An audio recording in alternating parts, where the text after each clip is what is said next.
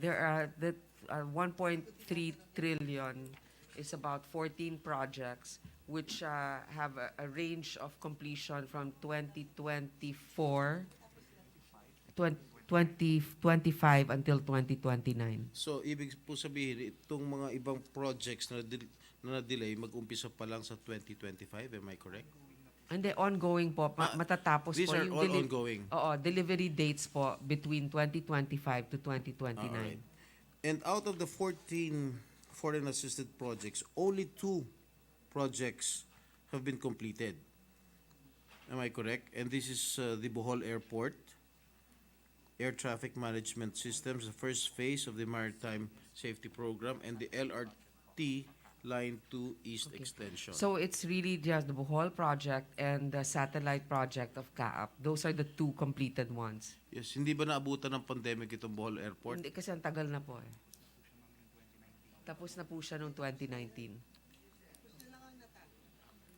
And the Commission also noted that the 2 projects, namely the Metro Manila Bus Rapid Transit and the Cebu Container Port, had no data on their physical status. Can you please enlighten this representation with regard to the status of these 2 projects?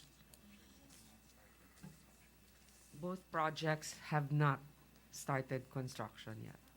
That's why there's no data. May this representation know when will it commence? Hindi na? Hindi na tutuloy?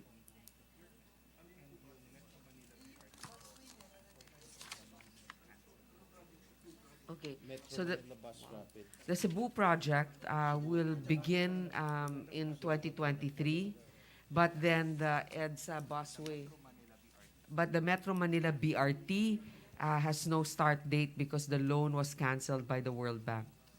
The loan was what was the reason for the cancellation, Madam President? Mr. President, I'm sorry.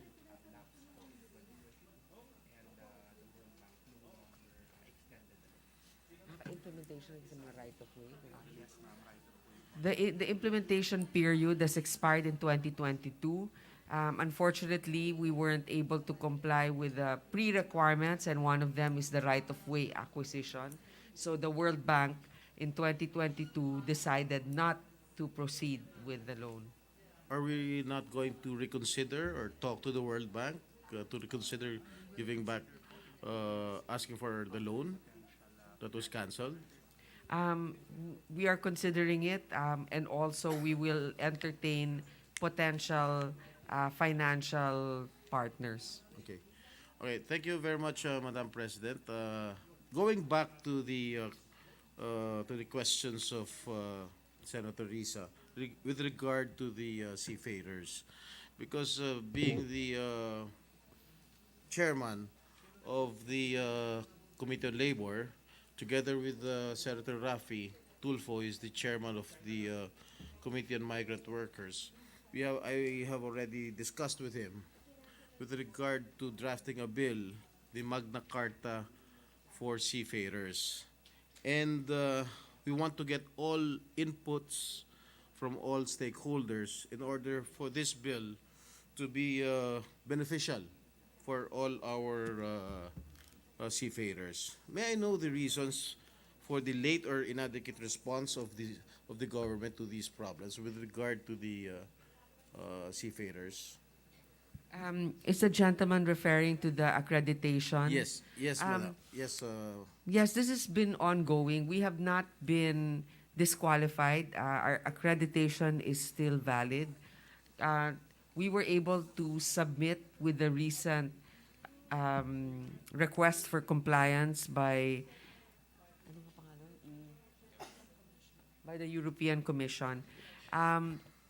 It seems like we're always playing catch up with them, but they haven't given a definite timeline for us to comply. They are just going to be meeting with us next year in March to be able to tell us where we stand with our recent submissions. But I don't think it is something that will immediately jeopardize the employment of 600,000 seafarers, because as it is now, they recognize that we are doing our best to comply. Yes, because the statement of the Foreign Affairs Undersecretary, and if I may quote, warned that 50,000 Filipino seafarers currently deployed in the European Union will be at risk of losing their jobs if the Philippines fails to comply with the European Maritime Safety Agency standards. How true is this? Yes, of course, if we fail to comply. On the other hand, the report or the response of the European Commission is saying that they accept our submission for now, and they will continuously work with us to be compliant. As I mentioned earlier, Mr. President, we should not also underestimate the importance of 600,000 seafarers. It will really create a crisis in the maritime and shipping industries without them. That's why the EU is also very motivated to work with us. And and I know that and you and I know that the Philippines is one of the world's biggest suppliers of sea-based workers, with Filipinos at one point comprising over 25%. percent of mariners worldwide. Well, anyway, apart from the Maritime Industry Authority or the Marina, are there any other government agencies concerned in addressing these issues? Uh, well, CHED, because they are the ones that um, do the instructional materials, I suppose, the courses. So CHED, in coordination with the Marina, are the ones that are preparing the accreditation compliance when it comes to the instruction for the seafarers. Meron ba ho tumutulong galing sa pribadong sektor? Are there anybody from the private sector helping in this issue and giving solution to this problem?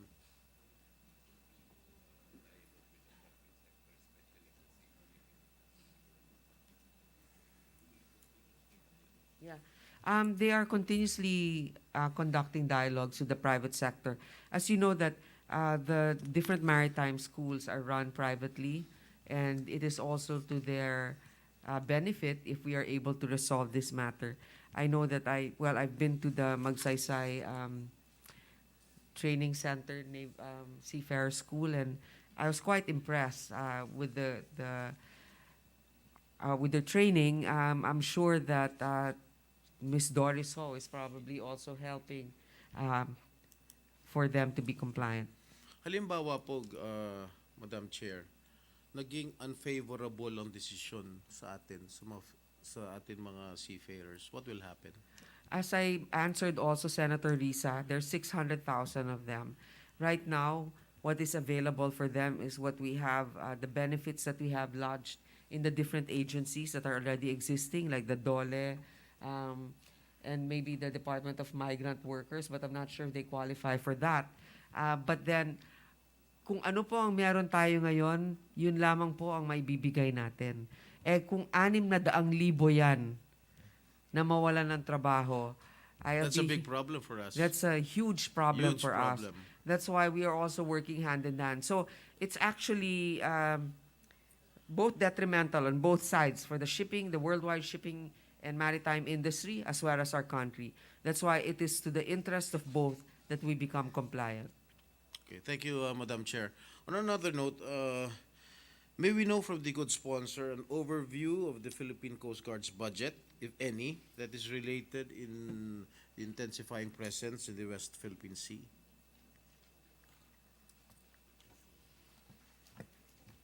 And I believe the Philippine Coast Guard is under the DOTR. Yes, it is, Yes. Mr. President. The total budget for the Coast Guard is 21, 21 billion. 21 million?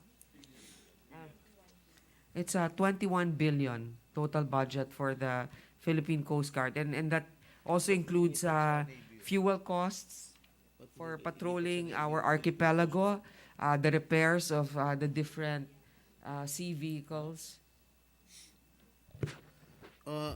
Madam Chair, kasi medyo naguguluhan ako. Kailan nalipat yung Philippine Coast Guard sa DOTR? 19... 1998, Mr. Oh, President. Ah, baka ikaw panahon ng tatay naglipat, ko? Panahon ng... It was during the time of former President President era. Estrada. Bakit nalipat? Bakit hindi naging under sa Navy or sa Marines? Or, Ano ba? Iba ba yung function? oh nga, kailan nga? What month? We're not sure, Mr. President. Huh? What was the rationale behind April it? 15, so that was just right before the term Oh, of okay. You know what was President. the rationale behind it? Why it was transferred under the DOTR? I guess because the Coast Guard is almost like a civilian branch of the military.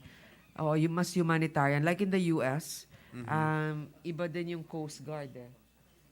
More of enforcement sila, reinforcement more than anything. So More bakit domestic. bakit ang Coast Guard ang nagbabantay sa teritoryo natin sa West Philippine Sea? And Bakit hindi? I think that's in coordination also with the Philippine Navy. Yeah, why not the Philippine Navy? Well, Why they the also Coast Guard? need the Coast Guard for like maybe small. Siyempre, we don't want naman the Philippine Navy catching like small-time violators also, di ba? So if we Do need they almost have the small capacity, boats. the ability, I mean, to guard They do, our but, property there?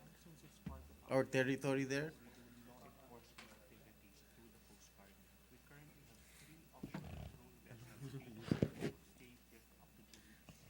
Okay. If it's domestic enforcement, we really rely on the Coast Guard. Kasi hindi naman din tayo nag-enforce ng law enforcement na military ang gumagawa. Kaya if it's within our territory, we really employ the Coast Guard. Now, if it's an international incursion, that's when we employ the regular military branch, which is the Navy. Yes. Thank you very much, Madam Chair, and Senator Cynthia is still has to defend the budget of the Department of Agriculture. Anyway, I would like to terminate my questions, my interpellations. Thank you, Madam Chair. Thank you, Mr. President. Thank you, Mr. President. While it is true that there's the good one and the cuter one, or the cuter one and the good one, both are gentlemen. So, thank you, Mr. President. Thank you. Next on deck is our Minority Leader, Senator Coco Pimentel. Mr. President, can we have like a 5-minute break? Just Session suspended. because there's some men here I'm sure would want to use it.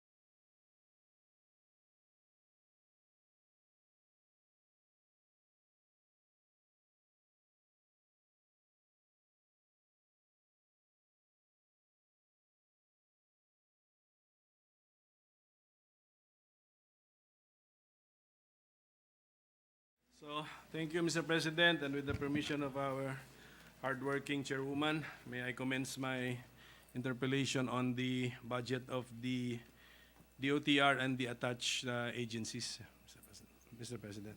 Thank you.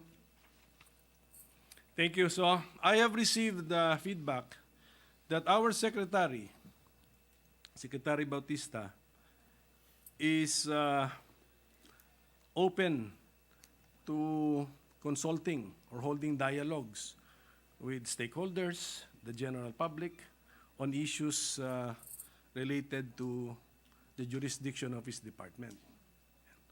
So, because of that, I'll try to keep my interpellation under 1 hour. Plus the fact that I think my kumpare is still here with us, Cesar Chavez. So, ano po yan, maaga po matulog yan, but he's still here. So, I know he is sacrificing. So, and then of course, andito yung idol ko, our Admiral, the Commandant of the Philippine Coast Guard, Admiral Arta Abu. So, kasi ako po talaga, in all honesty, nakita ko po sa pandemic time, one of the agencies nagpakitang gilas would be the Philippine Coast Guard. Okay, so because of that, iklian na natin ito. But siguro I'll ask questions on the budget itself. Mr. President, from the net of the Office of the Secretary, is it correct that it got reduced by 50 billion in the House version? Tama po ba yung information?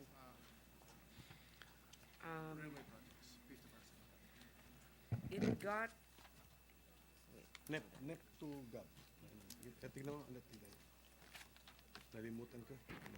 okay. Actually, from the NEP, it's supposed to be 143 140. billion plus. From the GAB, naging 99. So we're looking at about 44 billion about. 44 billion. 44.5 billion. On the Office of the Secretary's budget po ba yan? Hindi po. That's the overall budget. Hindi. Office of the Secretary, sorry. Yes, Office of the Secretary. So dun yung cut, that was the cut. Not on, so that was the significant cut from NEP to GAB, Office of the Secretary's budget. Yes, there's also a cut from the Maritime Industry Authority, although we aligned also an amount there in the Senate committee report. Yes. Okay, kaya nga, now going to the Senate committee report, the Senate subcommittee adds 200 million to the Office of the Secretary. We did add for the Marina 80 million for the Marina. 59 million. For the Office of the Secretary, we added 200 million. Marina, we added And 59 million in the Marina and then 200 million for the Office of the Secretary, specifically for the Public Utility Vehicle Modernization Program. I think we ended up reducing pa pala. I think the Senate subcommittee ended up reducing by 59 million the budget for the Office of the Secretary. Ganun kasi We realigned some of them, particularly from the rail, the right-of-way. We realigned from the right-of-way funds for the PUV and the Marina. we realigned from or to? We realigned the budget of the right-of-way, which is under the Office of the Secretary, to another program under the Office of the Secretary, which is the Public Utility Vehicle Modernization Program, and also under the Marina, which Yes. is the monitoring and enforcement of maritime laws and regulations.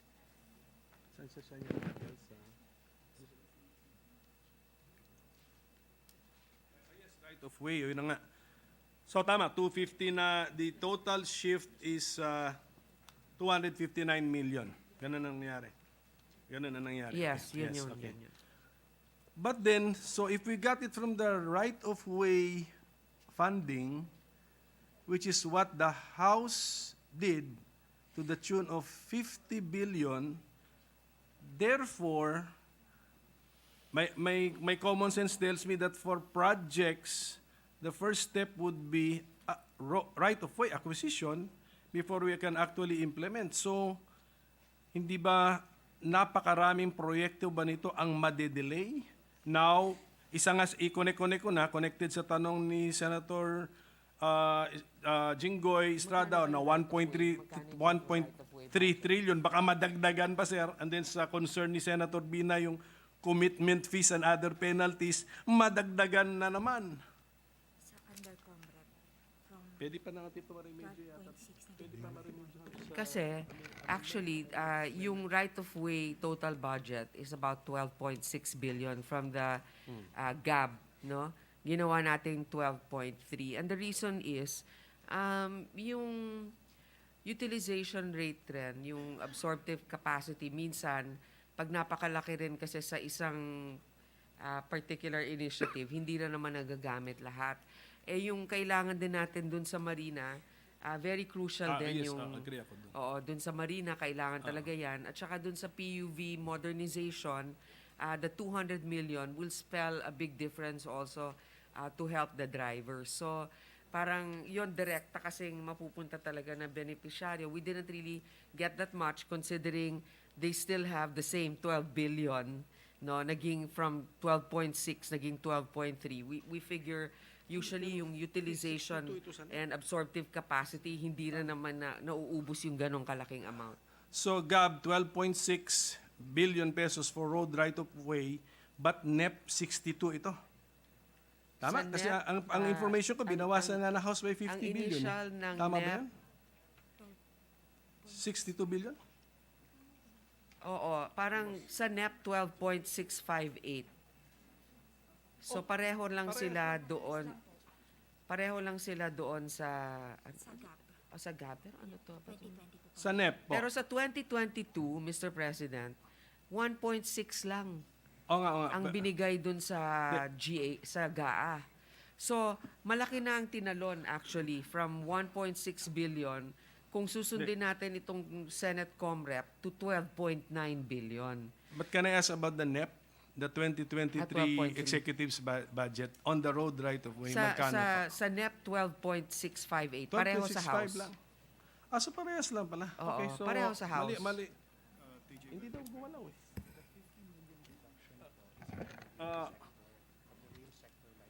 Sige, is that the tama? So hindi gumalaw. So my information is wrong na gumalaw? Tama ako. Oo nga. Ayusin nila yung sagot. Tatagal tayo. That's a Hindi tayo. Nagising tuloy ako. Antok na sa ako. unappropriate Kaya mo na, hindi naman yun na tinatanong. Okay. So, ma'am, so that, Madam Chairwoman, NEP, the President's budget ito eh. The Executive's budget for road right-of-way lodged at the DOTR would be what amount? The NEP is 12.6 billion. GAB is 12.6 also. Tayo, ginawa natin 12.3. I think what, if I may, the chair may interject, what received budget cuts was the NSCR, the North-South Commuter Line, which is about 50% cut from 70 billion. What was approved was about 35 billion. And from the from the Metro Manila Subway project of about 26 billion, only 10 billion was approved. So, that would be a total of 50 billion, and those funds cut were for the right-of-way acquisition for those two projects, Mr. Yes, if President. I may interject again, the government's participation is the right-of-way and the VAT. The electro and mechanical and civil works will be taken from the loan proceeds from ADB and JICA. Yes. So this is actually what was being explained to me. That's why it seems like the NEP right-of-way has actually increased. Because there's a separate line for the right-of-way acquisition for the rail sector. The other one is just a general right-of-way acquisition. So parang yung sa rail sector, malaki na talaga yung nabawas from the NEP pa lang. Dito naman sa atin, ang binawasan natin ng right-of-way, sa general yon, hindi lang sa rail.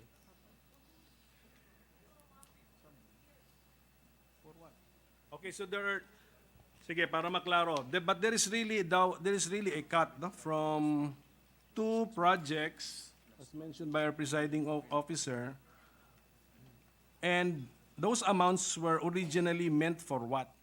Yun ang kinat eh. For the one that we cut or the one that was already cut from the NEP? Yes, cut from the NEP. Not that- ours, not ours. Yeah, the one from the subway Okay. and the north-south commuter rail. For what? Yeah.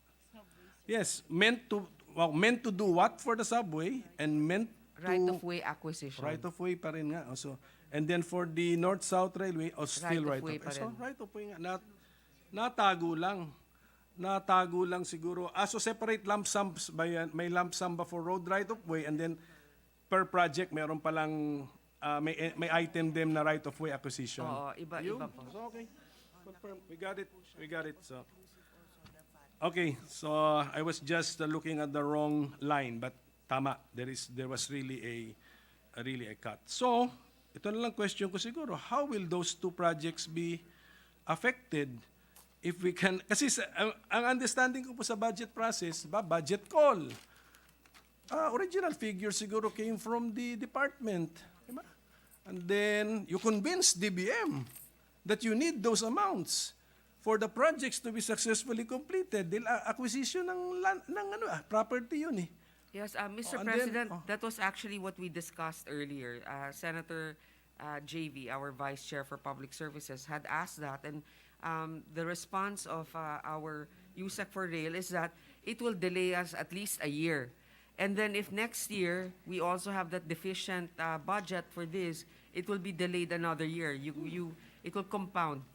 That's why I spoke separately also from the chair of the Committee on Finance, and he said perhaps we can look for an allocation in the unprogrammed funds later on.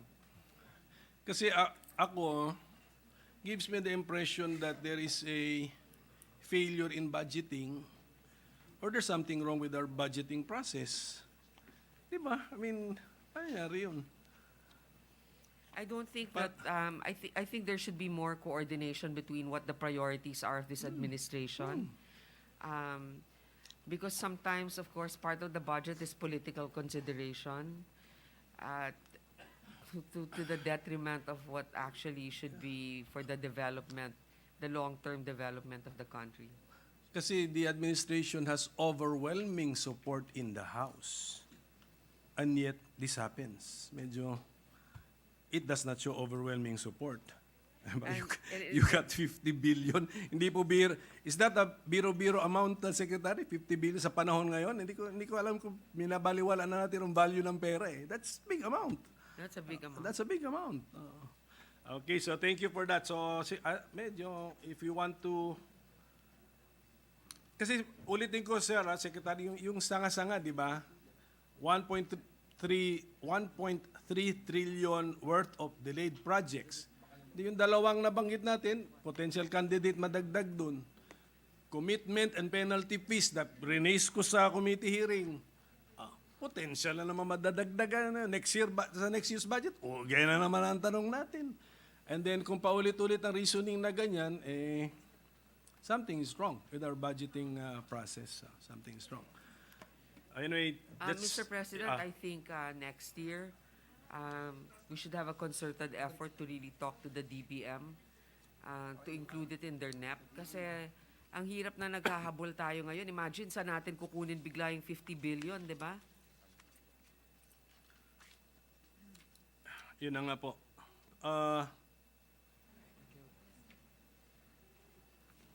Pero tayo naman po, ang Senate Subcommittee report Nag-cut naman tayo sa unprogrammed sa support to foreign assisted projects na during the committee hearing, I asked if that is under the jurisdiction of DOTR. Yes, ang sagot nyo, these are your projects.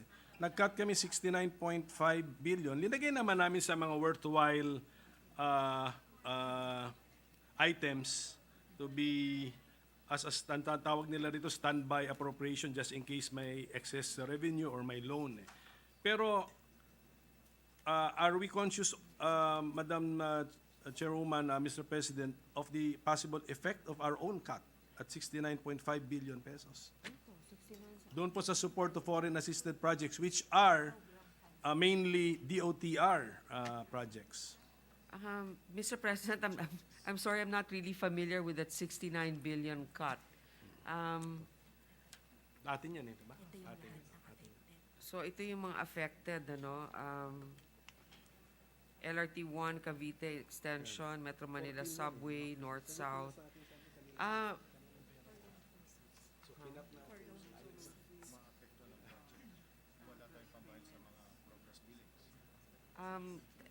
Talagang maapektuhan po yung mga projects natin. Wala tayong pambabayad sa mga progress billings. Ito pong mga progress billings na binabanggit projects natin, yun? yung mga Ilang projects depot ninyo tunnels sa East Valenzuela, Quirino Highway, tunnel stations, Ortigas, etc., etc. Oo nga, tinanong ko sa committee hearing yan, who remembers the answer, sabi ko, I mentioned too, yung SIP-SIP at saka yan, foreign assisted. Sabi nyo, sa SIP-SIP, hindi kayo involved dyan. Sa foreign assisted, involved kayo. So, ilan ba ito? Ito yung mga involved. Okay. 1, 2, 3, 4, 5, 6, 7, 8, 9, 10. 10 projects.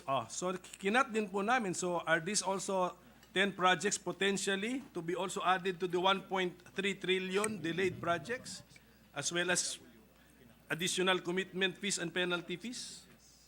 Yes, meron po tayong additional penalty fees for sure. Although, Ito tatlo. yung mga nandito naman kasi, like, for example, LRT Line 1, Cavite Extension. Ito pala, may check. Nilagyan natin ito ng pondo, di ba? Meron naman konting pondo na natira. MRT3 rehabilitation meron din, although na-cut din ng konti. Yung Cebu Bus Rapid Project, yon meron din. Yung Kinat ba siya? So meron naman po, kaya lang it's not the full amount. So it's also not the full effect that we want or result. Yeah, just to be clear, tatlo pala ang apektado, ma'am. Not the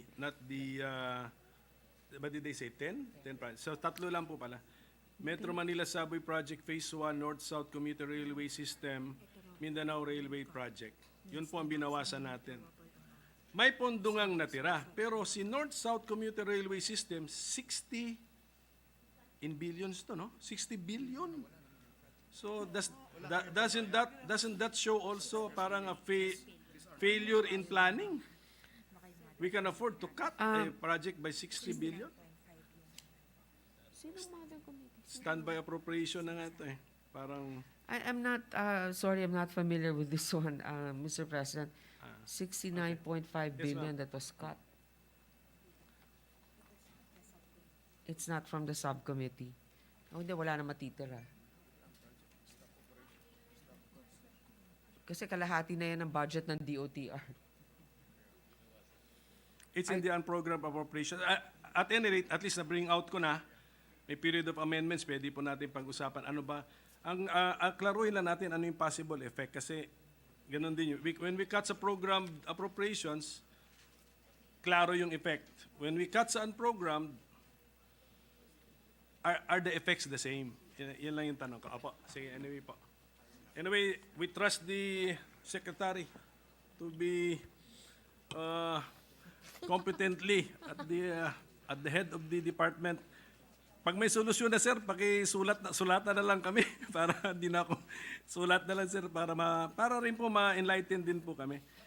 Ngayon po sige para lang po to sa mga kababayan natin na ano, 'di ba meron tayong air passengers bill of rights? Meron po. 'Di ba dahil nga yan sa mga naranasan yung mga delay, canceled flights, pinapabayaan sila, ganon-ganon. So, yan ang resulta.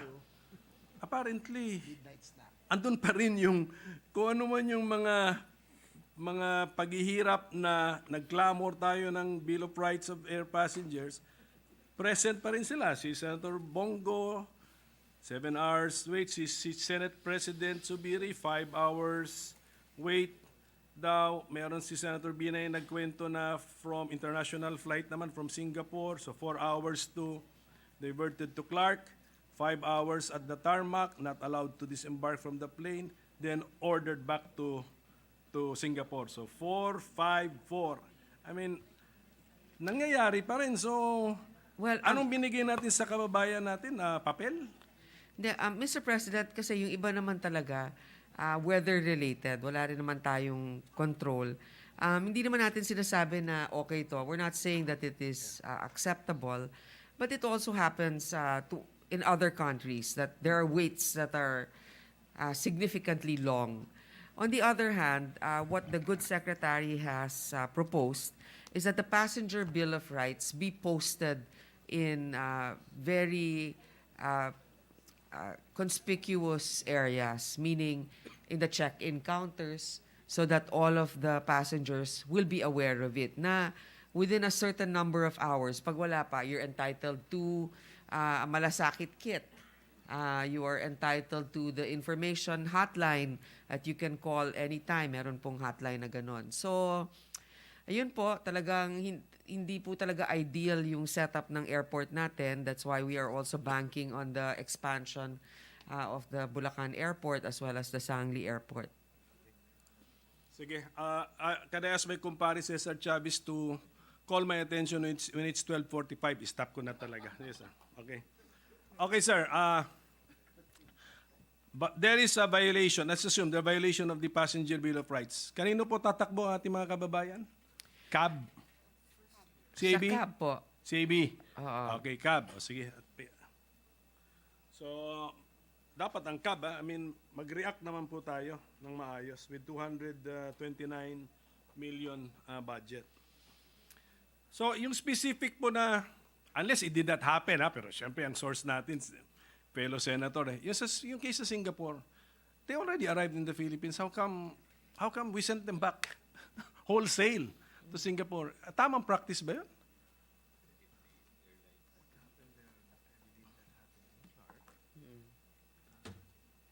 Pag-landing na 4 hours for landing, pinabalik, pero wrong airport.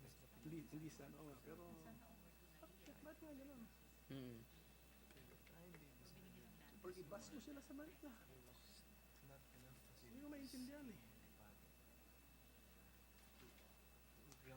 Di ba mumurahin mo ang Pilipinas? Kuy-kuy pa sa iyo. Sabi ano klaseng bansa ka?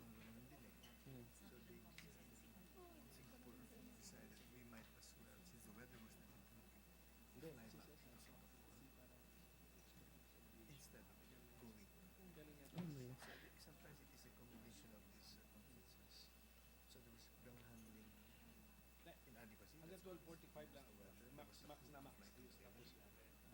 Or earlier, pag tapos na. Nahirapan lang sumagot.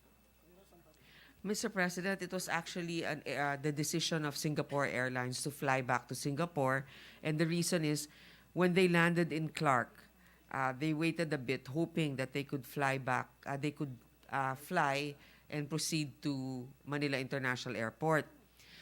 But then, when it was clear that they wouldn't be able to do that, they wanted to allow the passengers to disembark, but there wasn't enough ground handling to be able to facilitate the disembarkation. And because of that, and because also of the current, at that time, weather situation, Singapore Airlines thought it best that instead of risking to fly to Manila International Airport because of the weather, it was safer for them to just fly back to Singapore. So that was actually a business decision on their part. I guess they figured they might as well go back than be stuck here. No, that became the business decision because of the lack of ground handling. That's also. Is that the responsibility of Singapore Airlines or Philippine authorities? Well, the ground handling is definitely the responsibility of the private concessionaire operating Clark. Who is under the jurisdiction of what government entity? And under what? It's Attached to under- what department? Clark International Airport. Sino yung Separate, concessionaire? not under the jurisdiction of DOTR. Sino yun?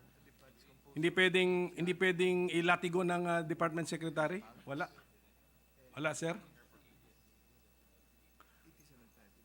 So, ano kasama mo dyan, Megawide? Hindi. Okay. Ano yung tags? Alam ko na yan. Okay. So, it is an attached agency, but it is being run by a concession group, JG Summit, Gotianon Group, and PAGS. Kaya nga, sir. So hands-off na tayo. They can destroy the image of the Republic of the Philippines by not having a cargo handling. What's the name of the Clark Airport? Is it Clark International Airport? Yeah, so they've asked the Clark Kaya nga Authority. dictionary for the meaning of international. Ano ba?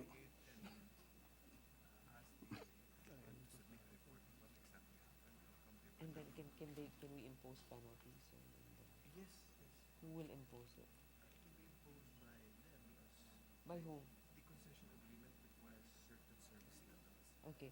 So they've been asked by the Clark Authority to submit an incident report, after which it will be evaluated, and based on the concession agreement, if there was any violation, there is a corresponding penalty also for that. Well, yun na nga. Let's not find solace in the fact na magpipinalize tayo. Ewan ko, sir, Secretary, common sense. Ano kaya image ng Pilipinas dun sa mga pinaganon? Hindi, talagang pangit. Unless- Yung mga airports natin are gateway, di ba? So you think doon pa lang bad trip ka you na. think the penalty is good enough to answer for the damage to the reputation of the Republic of the Philippines? Obviously, there's already International airport, no ground handling system. yeah. So, In short, hindi sila nakahanda na maraming biglang na-divert sa Clark because of the weather also. That's something that they really have to master. If in case flights are diverted, what are the contingencies? and of course, siyempre, for you to be allowed to use the word international in your name, meron siguro namang corresponding yun. Hindi ako pasahero dun sa flight na yun, pero parang nainis din ako eh. Parang I'm just imagining their situation. Kawawa yung imahin po ng Republika ng Pilipinas. Oo nga. Okay, so anyway, Meron pang isang Basta, concern, yung agriculture natin later on, marami. basta Secretary, bahala ka na dyan sa department mo, the attached agencies, malawak eh. Talagang ang lawak nung ninyo. Then siguro itong iba, I'll just put them in writing na lang and then ask for response from the department or the attached agencies. So. Pero sir, how about the use of drones in our territorial jurisdiction or unmanned aerial vehicles, UAV? Are we seeing an increase in the use of these gadgets ba tawag mo yan? Or equipment, Mr. President?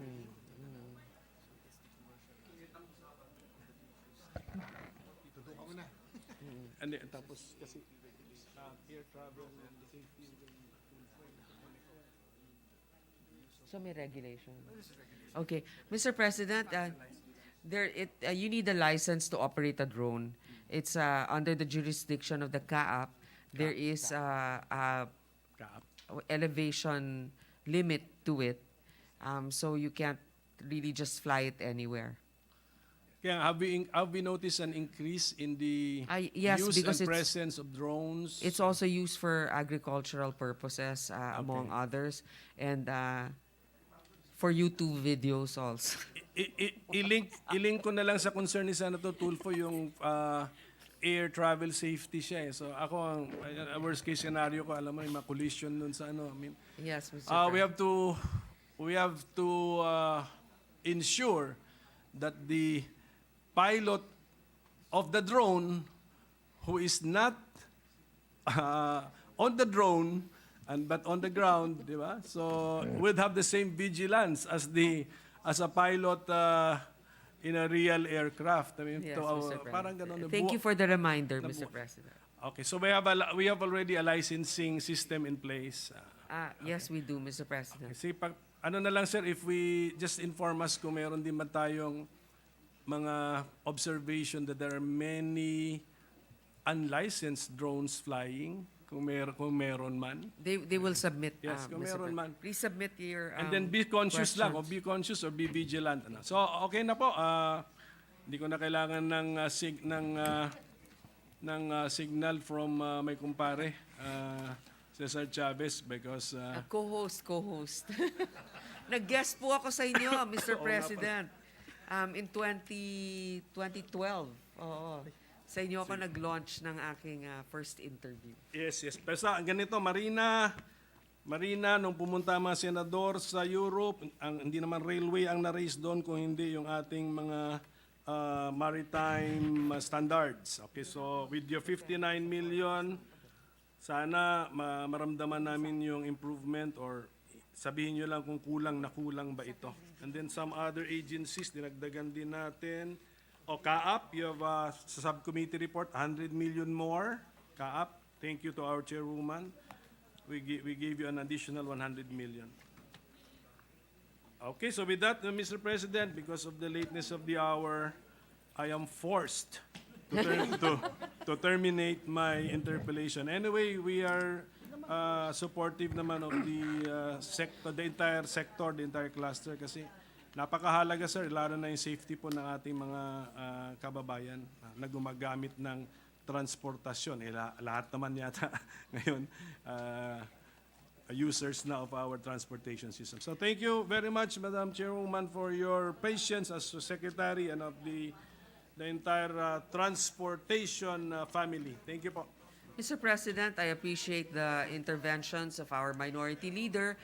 All of the ones that he stated about the budget is more of a concern about the deductions in the budget that happened more than actually trying to deduct anything from the budget. Gusto pa nga niyan dagdagan. So, again, thank you to our resource persons, to the Secretary Bautista, for your presence here today. Hindi ko alam kung adjourned, tapos na ba? Meron pa palang, akala ko sabi mo hindi ka nang Mag-move nga po ako. okay. Thank Unless you. you wanted to say No, something else, thank you. Madam Chair. No. If the That's good. chairperson will... Yeah, we're done. Yeah, thank you, Mr. President. And again, just to put on record, the sponsor of the measure made mention that we have the assurance that we'll be able to not just do what we can to pass the EMSA standards, and we know that our seafarers are in good hands. So with Majority that, Leader, before we make the motion, I'd just like to Study. not stress enough. I should stress enough the importance of the department. We were discussing this last night. Actually, no, yesterday morning. Early in the morning, I think it was 2 a.m., when we were discussing this with the Department of Tourism, how important the department is for the Department of Tourism. Secretary, you'll have to work together with the Tourism Department, because you are the gateway to the Philippines. The first thing that they will see when they enter to come up with a good impression or not, it's really with the DOTR. So we are here to support you. We're not here to harass you. The Senate is in full support of the DOTR. I just wanted to state that because we have our good days and we have our bad days. And the last time I texted you, that was a bad day because I was stuck in an airplane for 3 hours in the tarmac. I hope we can improve in the coming months under the new administration. And we're here to support, Secretary. We wish you the best of luck, and to all your team. teams of the Department of Tourism, Department of Transportation rather. So, Majority Leader, may we have the favorable motion so that they can go home to their wives and Yes, husbands. Mr. President. Mr. President, there being no Wives, member, wife, not there being no wives. member who wished to interpolate and ask questions on the budget of DOTR and its attached agencies, I move that we close the period of interpellations and debate on the budget of Department of Transportation, Office of the Secretary, Civil Aeronautics Board, Maritime Industry Authority, Office of the Transportation Cooperatives, Office for Transportation Security, Philippine Coast Guard, Toll Regulatory Board, Light Rail Transit Authority, Philippine National Railways, Civil Aviation Authority of the Philippines be deemed submitted for the body's consideration. I so move, Mr. President. There being no objection, the budget of the Department of Transportation and all its attached agencies are deemed submitted. Congratulations. Mr. President, I move for a minute suspension and ask the Department of Agriculture family to proceed to the gallery. And that we can have a photo op with the DOTR family. Session suspended for 1 minute.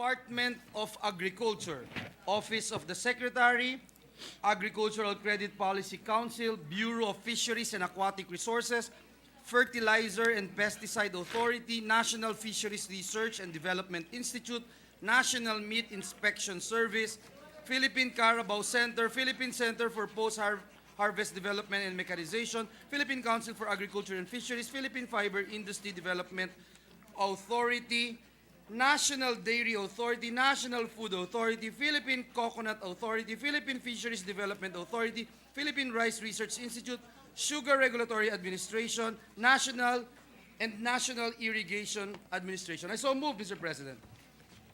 Last but not the least, as requested by the sponsor, because she wanted to have it in the evening, well, now in the morning, the motion, there being no objection, is approved. Mr. President, I move that we recognize the most hardworking sponsor for today. Binola pa ako. Sip, sip. I take it back, Mr. President. I take it back. I don't want to go against Okay. the will of the distinguished sponsor, so I take it back. So let us recognize the sponsor. I move that we recognize the sponsor of the budget, no other than the chairperson of the Senate Committee on Agriculture, Senator Cynthia Villar. The distinguished gentle lady from the city of Las Piñas, the chair of the Committee on Agriculture, Senator Villar, is recognized. Mr. President, our lovable majority floor leader, nagbulahan na kaming dalawa. My fellow senators, it is my honor to present to you the 2023 budget of the Department of Agriculture. We are joined by the Senior Undersecretary Domingo F. Panganiban and the other Undersecretaries and Assistant Secretaries of the DA. The Department of Agriculture is the government agency responsible for the promotion of food security and assists in improving the lives of small farmers and fisher folks through increased production, ensuring the availability of safe and nutritious food, promoting higher income, employment generation, and making our agriculture competitive.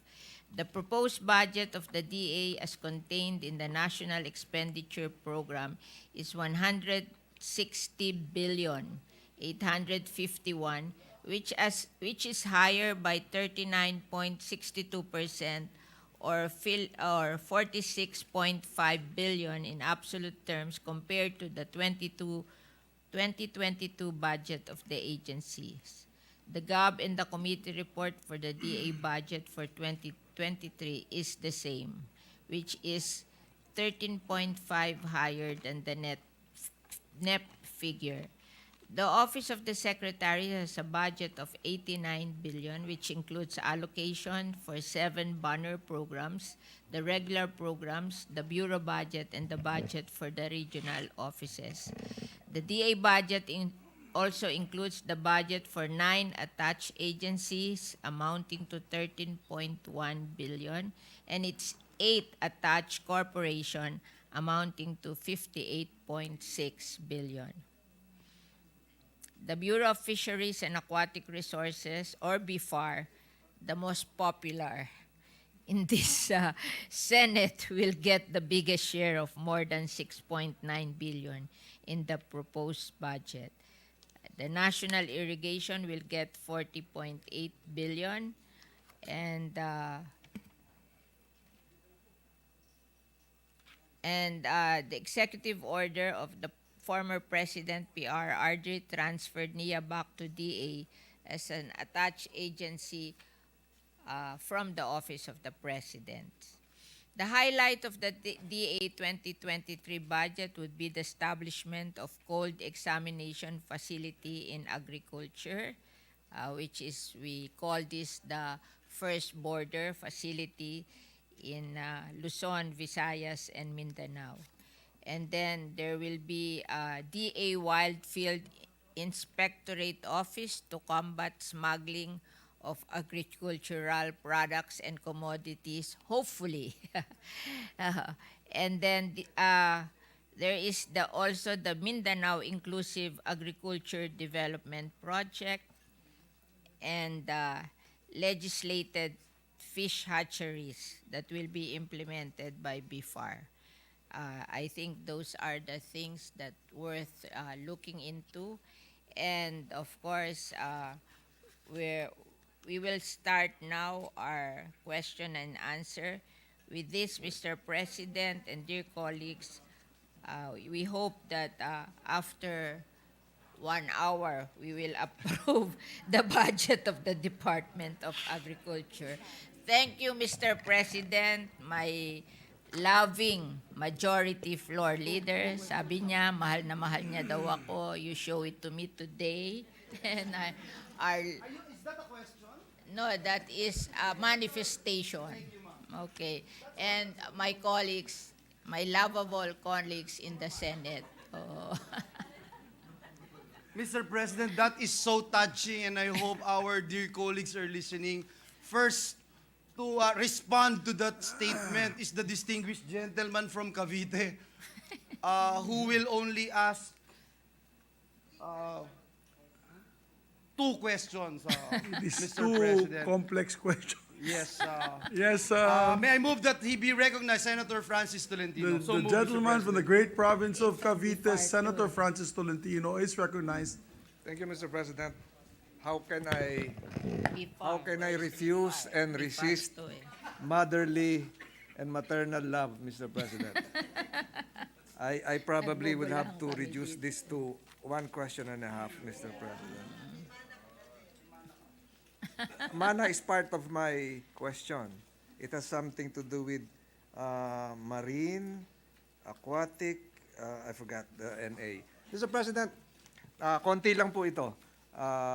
I fully support the budget of the Department of Agriculture. I fully support the first border policy, likewise. But I'm raising some questions concerning the blue economy. The blue economy refers to what the Filipinos deserve. Karapatan po natin makinabang sa ating karagatan. Nakakalungkot lamang po, Mr. President, dahil sa number 15 po tayo sa dapat pinakamayaman sa karagatan, ay tayo po ay mag-aangkat pa ngayon ng 25,000 metric tons of galunggong and other Nasaan ba yung BIFAR fish dito? species, Mr. President. Unang tanong ko po, nakasama po sa budget 2023 is the promulgation of 6 new policies for the Department of Agriculture. Ano po yung 6 new policies na popondohan at ilalabas? As I said before, the new programs of the Department of Agriculture would be the establishment of these first border facilities. Kasi for a long, long time, we didn't build any first border facilities. So this year, we did some amendment to the budget to establish first border facility in Bulacan for Luzon, in Cebu for the Visayas, Toledo, Cebu for the Visayas, and Davao City for Mindanao. So we are putting a big budget on that. And then, of course, we are establishing a field inspectorate office to combat smuggling of agricultural products and commodity. We have given it a budget so that it will be able to do surveillance support activities, and development of data fusion system will also validate the source of agricultural products and commodities, enabling us to promote food safety through prevention of the entry of transboundary agro-fishery pests and diseases. It will also ensure the implementation of RA 10845, or the Anti-Agricultural Smuggling Act of 2016, and RA 10611, or the Food Safety Act of 2013. This is to protect the agriculture sectors and farmers from unscrupulous traders and importers who who by their illegal importation of agricultural products affect the production, availability of supply, and stability of prices and the food security of the state. We have also the Mindanao Inclusive Agriculture Development Project. It's a 6-year foreign-assisted project starting in January 1, 2023 up to December 31, 2028.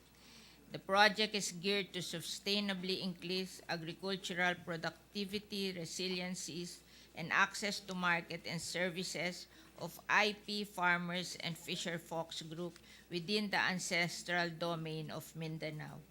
The project aims to open and create jobs and business opportunities to neglected ICCs in Mindanao through the help of e-commerce and ICT digital platform and consolidation and distribution centers, Big Brother partnership, and various agro-fisheries production to enterprise support, infrastructure, and modernization. Its target beneficiaries are the agro-fisheries industry stakeholders, indigenous communities, indigenous people, organization, cooperative, individual, IP farmers, seed growers, processors, consumers, and traders engaged in the production, manufacturing, and enterprise of any agro-fishery products, the LGUs in Mindanao, and the planning and policy-making bodies, academicians, researchers, technicians, and students. It is mainly supported by the International Bank for Reconstruction and Development. Thank you, Mr. President. I think the policies are very academic, but my understanding, Mr. President, our policies can be changed. Policies can be reversed. And there is a plan now. I'm now going to my target. There is a plan now to amend joint DA, DILG, a joint DA, DILG Administrative Order number 2, which has something to do with the closed fishing season of tuna from June to August and July to September. Kaya ko po ito sinasabi, Mr. President, kasi meron po tayong closed fishing season. Yeah. Yung pong para sa sardines, November 15 to February 15, galunggong, closed fishing season, November 1 to January 31, at yun naman po sa Zamboanga Peninsula, December 1 to March 1. So yung mga policies po nagbabago.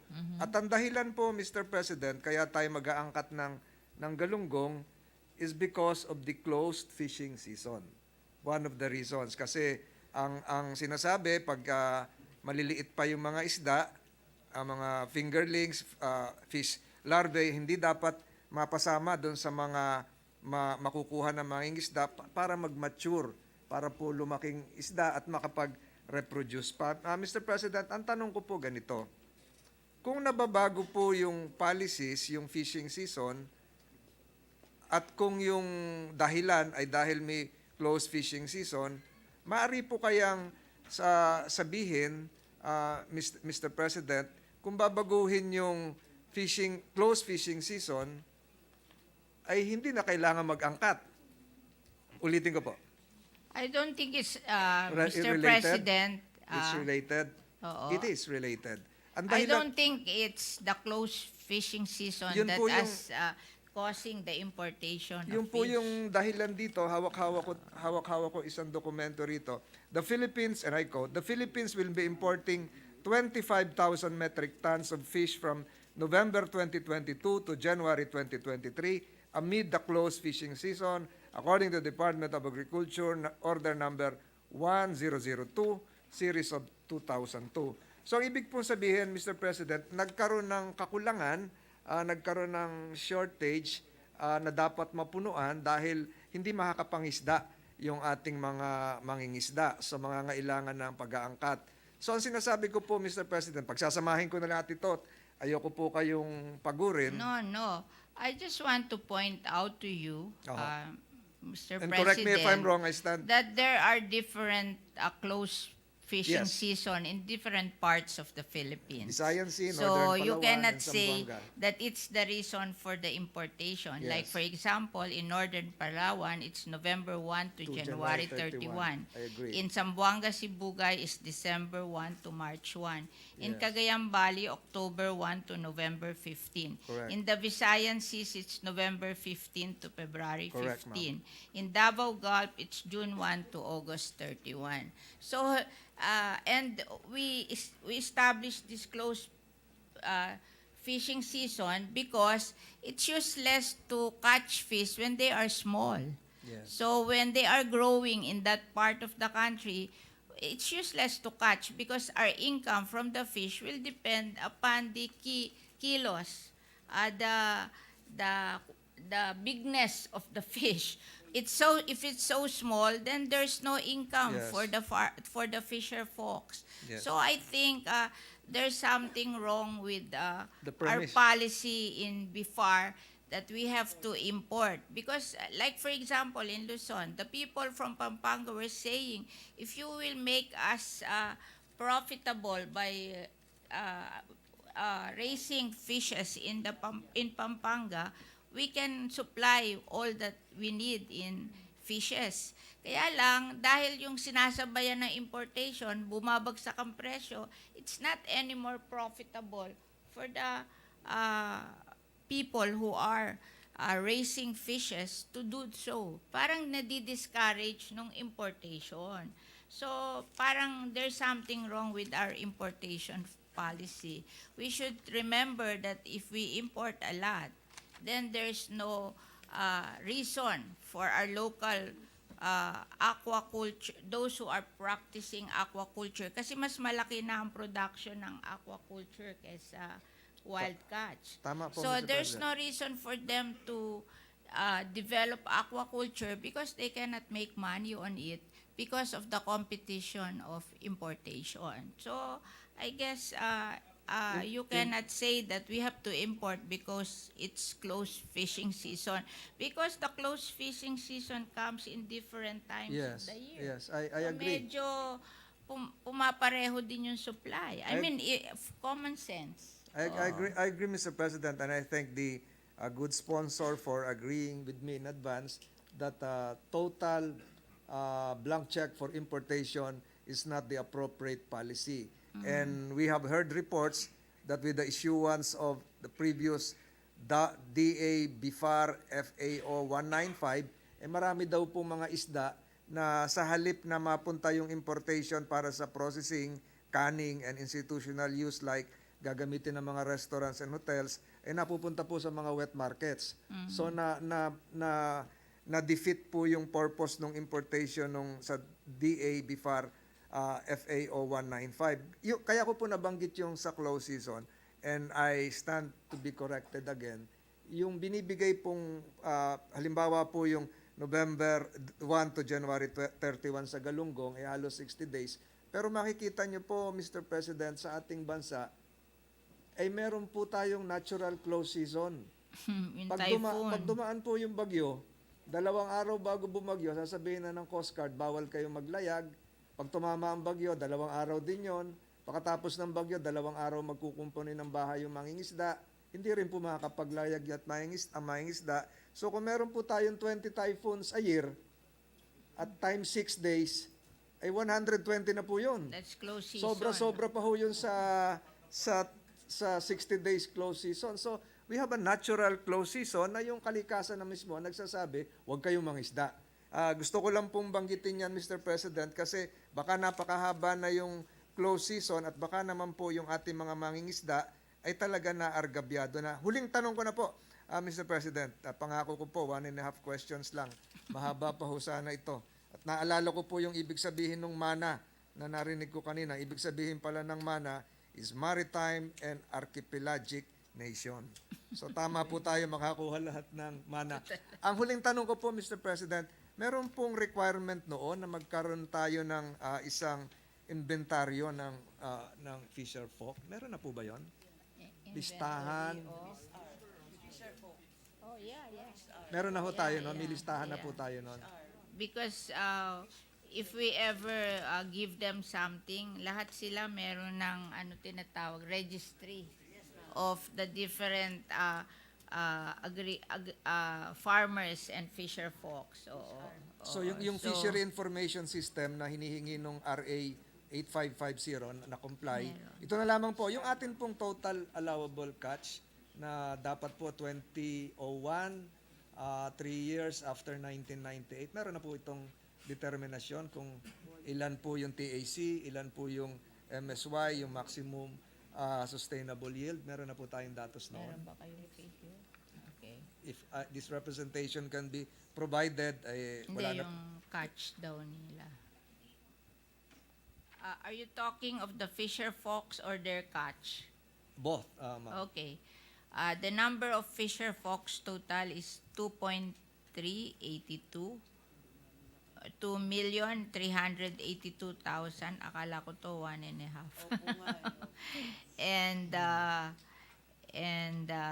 This is divided by region. If you want, we will give you the figures. Yes, Do I have to read by Wag region? na po, wag na po. Okay. Ah, And then, the ages to the ages. Distribution by livelihood type, fishing is 56%, fish farming is 9%, gleaning is 12%, processing is 2%, vending is 7%, others 12%. Thank you, Mr. President. Wala na po akong tanong. Ang gusto ko lang pong i-remind sa BIFAR ay yung kanilang recurring unused appropriation na ngayon ay nag-average na ng 638 million. So taon-taon po yan. So sana po magamit natin ang husto at tama para sa ating mga mangingisda. Sa fisheries, nakataya po ang pagbangon ng ating agricultural sector bukod sa farming, at naniniwala po ako sa tamang paggamit ng ating karagatan nakatuwang din po ito, kaakibat din po dito ang ating foreign policy. Dahil sa paggamit ng exclusive economic zone, makikita po natin na malaking bahagdan po ang kinalaman nito sa takbo ng ating direksyon, lalong-lalo na sa West Philippine Sea. I have no further questions, Mr. President, and I thank the good sponsor for bearing with me. Pareho po tayong naghintay. Ako po kanina pa ho antok na antok. But I have to ask this because I have been doing this since the 18th Congress. Tinututukan ko po, gusto ko po lagi magtanong tungkol sa BIFAR, at dahil po dapat nating pangalagaan ang karapatan ng ating mga mangingisda. Maraming salamat po, Mr. President, at magandang umaga sa inyo lahat. Thank you Maraming very salamat. much, Senator Tolentino, and rest assured that we will do everything to build a better Bureau of Fisheries and Aquatic Resources. Thank you, Madam Chair. And, Majority Leader. Mr. President, next to ask questions, the distinguished lady from Akbayan, our Deputy Minority Leader, Senator Risa Ontiveros. I move that she be recognized. The Deputy Minority Floor Leader, Senator Risa Ontiveros, is recognized. Salamat kaayo, Mr. President. Magandang umaga po, Madam Chair, at sa DA family. Gaya ng sinabi ko kanina, Madam Chair, Mr. President, isang tanong lang po ito at dalawang manifestation kaugnay ng budget ng Department of Agriculture, at dalawang tanong din lamang tungkol sa budget ng BIFAR. So, yung nag-iisa ko pong tanong tungkol sa DA budget, kaugnay po ng damage to agriculture due to calamities. Yearly damage to agriculture is around 24.5 billion pesos.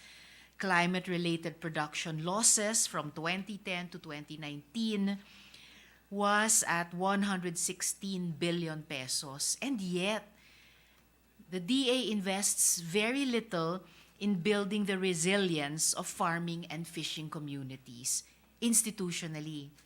The Climate Change Resilience Office, the one in charge of adaptation and mitigation initiatives in agriculture, or yung AMIA banner program, has one plantilla position, and other staff are engaged through service of contract arrangements.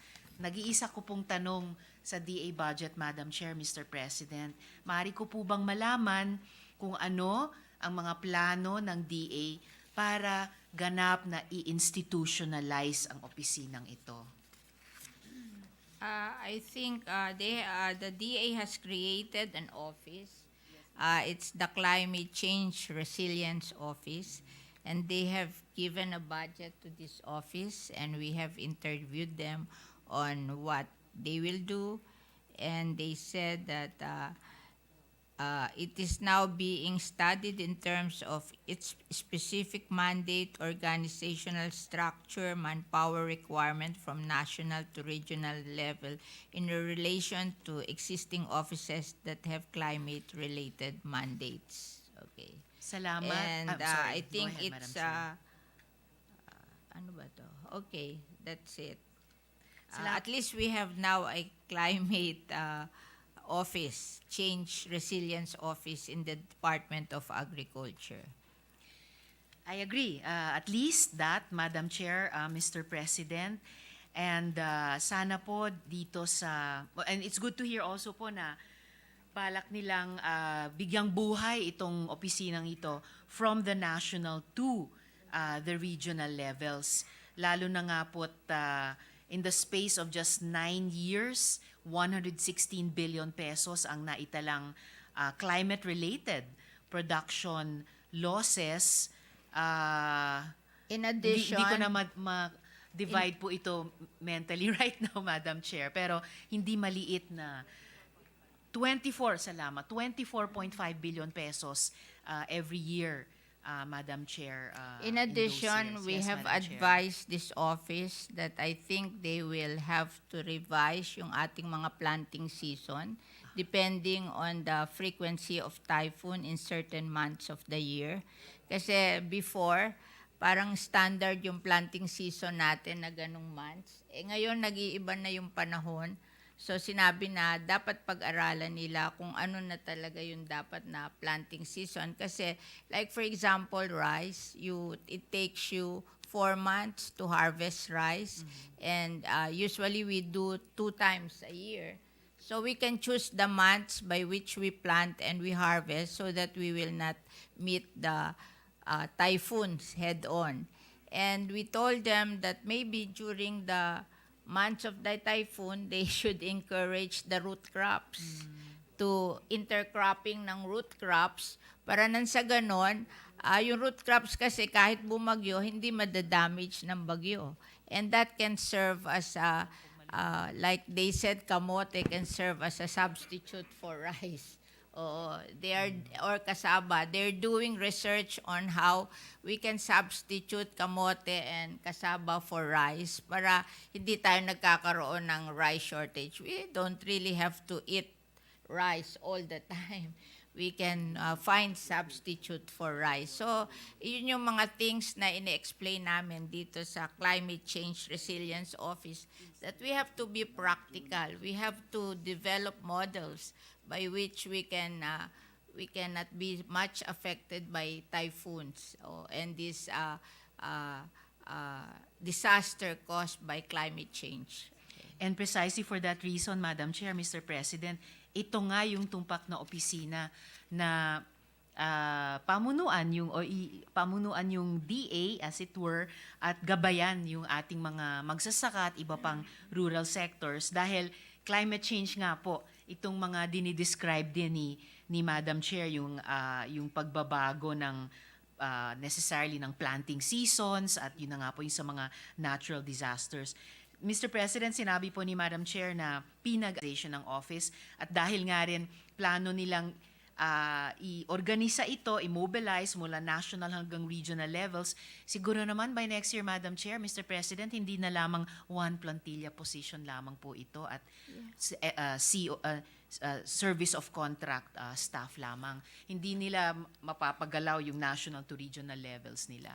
There is a very big increase in the budget of the Department of Agriculture compared to last year, and I guess they can afford to give a budget to the Climate Change Resilience Office. Looking forward to that, Madam Chair, Mr. President, pag pag-interpolate natin sa budget ng DA sa susunod na taon, and this representation with a particular eye also on this Climate Change Resilience Office. So, sa DA budget, Madam Chair, Mr. President, dalawang manifestation na lamang po. The budget of, at ito po kaugnay nitong nag-iisang tanong ko, yung unang manifestation. The budget of the Adaptation and Mitigation Initiative in Agri o AMIA, which oversees the climate change programs of the DA, is very small. The average budget was only 116 million from 2017 to 2022. This translates to approximately 0.19% of the total agri-forestry fisheries o AFF budget during the same period. For 2023, gaya ng sinabi ni Madam Chair, AMIA budget will double. However, given the total AFF budget, which will rise by 44% from this year 2022 to next year 2023, the total budget contribution of AMIA to the total budget or share of AMIA in the total budget will only increase by 0.01%. So muli po, pagtingin natin sa proposed budget next year, sana it accounts for a more significant part. Talagang budget for yung disaster, which is you can avail of it every time there is a disaster. I guess the quick response fund. So maybe that can be given to the climate change office during disaster, so they can build more AMIA village during that time, because this AMIA village, I think this is an answer to the losses during disaster. So maybe we can use the Yung quick response fund, Madam quick Chair, response Mr. fund President. to this AMIA village to help these people affected by climate change to regrow and redevelop. Okay. Perhaps, Madam Chair, Mr. President, pero gaya din po ng sinasabi ni Minority Leader dito, yung Quick Response Fund mukhang mas in the nature of ayuda, not disaster necessarily. assistance. Samantalang mas malawak yata yung mandate ng Climate Change Resilience Office, disaster preparedness, para mas impactful din yung disaster response at of course, climate change adaptation and mitigation. I don't usually a great believer of ayuda. Whenever I try to help, I give them an opportunity to build livelihood. Which, So, yes, sorry, Madam Chair, but what the Madam Chair said, Mr. President, is precisely mukhang swak din po sa mandate ng AMIA, because AMIA is for adapting strategies for resilience building pre-disaster. Kaya nga po yung binanggit ni Madam Chair, Mr. President, na yung AMIA village, di ba? 3 barangays or so per village. So may community organizing aspect din, and beginning at the pre-disaster stage, para pagdating po sa pag-extend ng Quick Response Fund pagkatapos ng mga sakuna, mas may impact din kasi mas resilient na yung mga AMIA village na ito. And I guess we will know what places in the Philippines are usually affected and hit by disasters. So I think they should build the AMIA village there. Oo, kasi napo-foresee naman natin ano ba yung mga ano tawag dito, what do you call this, typhoon regions pass, usually regions, hit opo. by disaster. They said it's region 8, region 5, and certain regions in Mindanao, di ba? So we will focus on this to build AMIA village. Yes, Madam Chair, Mr. President. Kaya nga po, ayun, kung ganun po yung na-envision natin, di lalo pong inaasahan itong representation na sa susunod na budget na ating sisiyasatin ng DA, mas masisilip na po doon itong Climate Change Resilience Office. Even the President, in his inaugural speech, said he would prioritize climate change issues. His stance on climate change and its impact on developing nations was reiterated in his speech during the 77th session of the UN General Assembly last Ayoko na lang September sabihin. 21st, saying that Developing nations such as the Philippines have suffered the most to climate change effect. How are the President's pronouncements incorporated, particularly in the DA's planning and budgeting process? Hahanapin din po natin sa susunod na taon. Dahil as it is, I don't see these words translated yet into the budget for next year. Kabuhayan sa agrikultura at pagkain ang pangunahing tinatamaan ng krisis sa klima. Pagdating sa budget sa DA, mukhang kulang pa ang gawa sa sinasabi ng Presidente.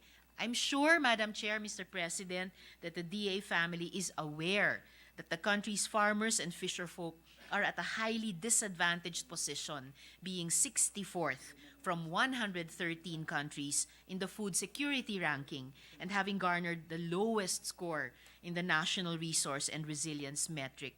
The impact of climate change exacerbates poverty. We cannot ignore this any longer. It is high time and urgent that the DA step up its efforts towards adaptation and mitigation and build agriculture resilience. Gawin kung ano ang sinasabi. Therefore, Mr. President, Madam Chair, at the proper time, I will propose allocation and special provision to the DA in support of the DA's initiative in building its capacities and that of its partner communities in building resilience in agriculture. And then lastly, for the DA budget, Mr. President, Madam Chair, this manifestation on the allocation of budget. Madam Chair, Mr. President, my office made a painstaking review of data and analyses of the DA budget and of the sector, and these are some of the major findings. Mula po 2017 hanggang 2021, regional budget share is disproportionate to the region's share to the total gross value added of agriculture, forestry, and fisheries. Ang budget po para sa Visayas at Mindanao ay bitin kung susukatin natin ang value added ng agri-subsector sa Visayas at Mindanao. Kitang-kita po ito sa budget share ng Mindanao na 27% lang, habang ang contribution niya sa production o value added ay 35%.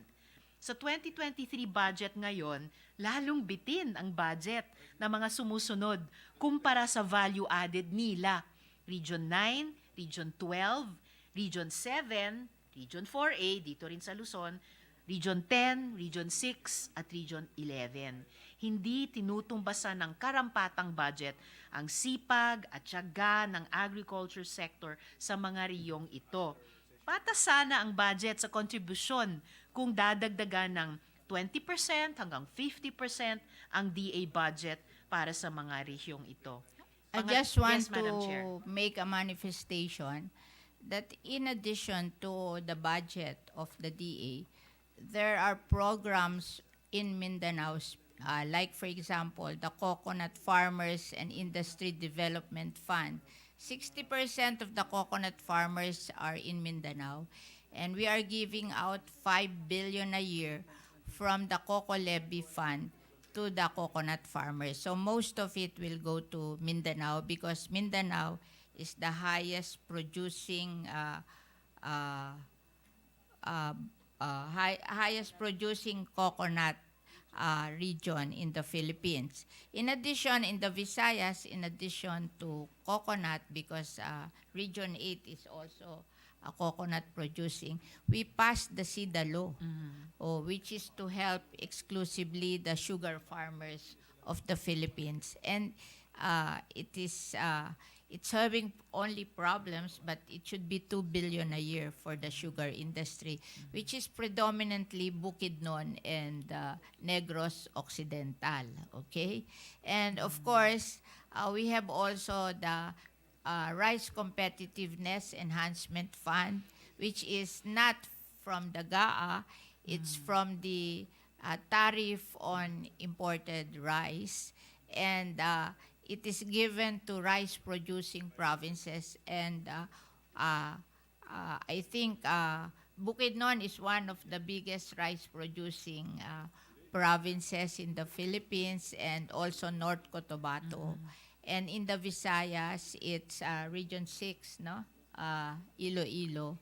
So even if you don't see it in the budget, there are other sources of programs for the people of Visayas in Mindanao that is not in the budget, but it comes directly from the COCO levy fund and the tariffication law. Okay. Fair enough po, Madam Chair, Mr. President. At mabuti na lang, meron pong ganitong mga karagdagang programa para at least sa ilang particular crops at ilang particular region, madagdagan yung share nila sa agricultural budget. Pero baka mas maigi pa rin, balikan po natin yung pinaka-core budget ng DA at tignan kung paano medyo mas ipatas dun nga sa ambag ng bawat rehiyong iyon o lalawigang iyon in terms of that gross value added dun sa budget na matatanggap nila. And then, mas baka kung ganon ang baseline, kumbaga, mas ma-optimize yung pag-assign nitong mga dagdag na pondo mula sa iba pang mga programa per crop and per region. Kasi baka sa ngayon, given the current, yung sinasabi kong disproportionate sharing, in spite of yung mga dagdag na programang iyon, baka may mga nami-miss out pa or na-under budget pa rin na ilang mga reyon or lalawigan at crop areas. We will remember that, Ms. Salamat po, Senator, Madam Chair. our dear Senator. We have a new planning officer, our USEC, who came from NEDA, and I guess they will do a better planning next year. I share that hope, Madam Chair, Mr. President. Just to complete yung pagbabahagi ko nitong additional manifestation on allocation of budget, pangalawang punto po dito, Madam Chair, Mr. President, the regional budget shares also seem not to take account of the share of poor in the Visayas and Mindanao. The DA budget shares of regions in the Visayas is 17%, even if 27% of the population are poor. The poverty incidence in Mindanao is 43%, but the DA budget share is only 27%. So this mismatch between need and poverty and resources is most dramatic in the 2023 budget for regions 5, 11, 8, 6, Caraga, 12, 7, and Region 9. And lastly, last point in this manifestation, Madam Chair, Mr. President, we also compared the number of agricultural workers in Luzon, Visayas, and Mindanao. Again, we do not see the responsiveness of the budget to realities on the ground. The number of agricultural workers is highest in Mindanao at around 40%, but Mindanao gets only 27% of budgets for the sector. Hindi po malaki ang budget kung saan malaki ang ambag ng sektor. Hindi po malaki ang budget kung saan marami ang mahihirap at marami ang mga mangingisda at magsasaka. Naiintindihan ko po na laging kulang ang budget. Pero kung mayroong hahatiin, inaasahan ko na ang mga batayan ay ng paghahati ay makabuluhan.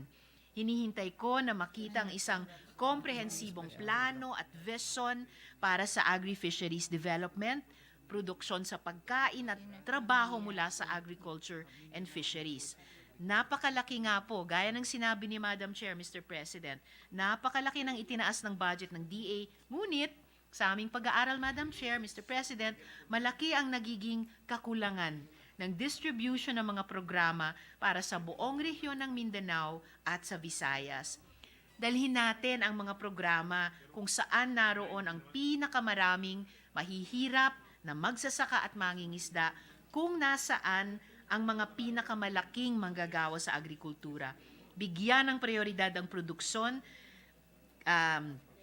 gaya din ang sinasabi ni Madam Chair kanina, ng mga pananim na mas may pagkakataong kumita ang mga magsasaka, hindi lamang palay. Suklian natin ang kontribusyon sa ekonomiya ng mga rehiyon, lalo na sa Mindanao. Dapat pantay. We can do... Yes, Madam Chair. I just want to make a manifestation that in addition to the budget of the national government, maraming grants to this region, especially Mindanao. There is SAAD, which is 725 million for the poor people of Mindanao. The PRDP, the EU grant Mindanao, it's 5 billion. And the MIA ADP is US $120 million. And they are all for Mindanao. So may special, yung SAAD is special area for agricultural development, and yung MIA DP is Mindanao Inclusive Agriculture Development Program, and they are given, they are foreign assisted project, and they are given all to Mindanao. Salamat, Madam Chair, Mr. President. Again, talagang na-appreciate nating lahat ng mga Pilipino yung ganitong mga grants, lalo na para sa mga mahihirap na kababayan natin, lalo na sa mga partikular na rehiyon. And hindi naman po ito kontra sa kung magbabalik tanaw yung DA dun sa core budget niya at maaring paghati-hatiin ng mas pantay at mas batay sa ganyang mga additional indicators, posibleng i-sustain pa rin naman yung ating mga grant-seeking activities, posibleng masustain yung grant-giving activities din ng ating mga international solidarity partners. Pero at least, baka yun na nga, na-optimize, na-maximize natin yung paggastos ng internally generated budget natin on the ground, maaaring mag-adjust yung grant-giving behavior din or patterns. Pero pag sinuma natin yung 1 GAA plus 1 itong mga grants, o plus 1 pa yung mga dagdag na programs na sinight ni Madam Chair kanina, overall, lalo lang mapalaki at mapaayos yung yung pananalapi natin sa agrikultura. Salamat po, Madam Chair, Mr. President. So, just to close this last manifestation on the DA budget, dapat pantay. We can do more with less by bringing more budget to these regions. Mas malayo at mas maraming Pilipino ang aabutin ng pisong ilalagay sa Visayas at Mindanao. Narito ang mga pananim na hindi tatamaan ng bagyo sa Luzon. Narito ang mga pananim na kusang lumalago sa konting alaga. And Madam Chair was mentioning some of them earlier. Dagdag pa po, mas sulit ang budget na ibibigay sa mga produktong may tinatawag na multiplier effect dahil gagamitin sa mahabang value chain na nababanggit na ni Presidente. Sa ngayon, mas may multiplier effect kung ang mas inaayudahan ng DA ay ang meat and poultry, produksyon ng prutas. Sa kabuuan, maliit lamang ang naging bahagi ng mga produktong ito sa kabuoang budget. Matagal nang kulang ang suporta sa value chains, teknolohiya, cold chain logistics, training para sa maabot ang kalidad na hanap ng merkado, product development, processing. Sa gulay at isda, malaking porsyento nito ang nabibilasa at di kinakayang umabot lampas sa maliliit na komunidad. At kapos na kapos para sa diversification. Malaking bahagi ng plato ng pagkain ay napupuno ng kanin, kakarampot ang para sa gulay at protina. And therefore, Mr. President, Madam Chair, again, at the proper time, I will propose amendments aiming to ensure faster and equitable growth for the sector. Salamat. Thank you, Madam Ms. Chair. Senator. I just want to inform you that they have this program, Kadiwa, where they are building markets in regions and at the same time in communities. And they're helping those who will bring their market to the regions by giving them transportation with cold storage facilities. We have included that in the budget. And then, of course, during the term in 2013 to 2016, the BIFAR has built a lot of fish port around the country, and the only missing facility there is the cold storage for the small fisher folks in the municipal water.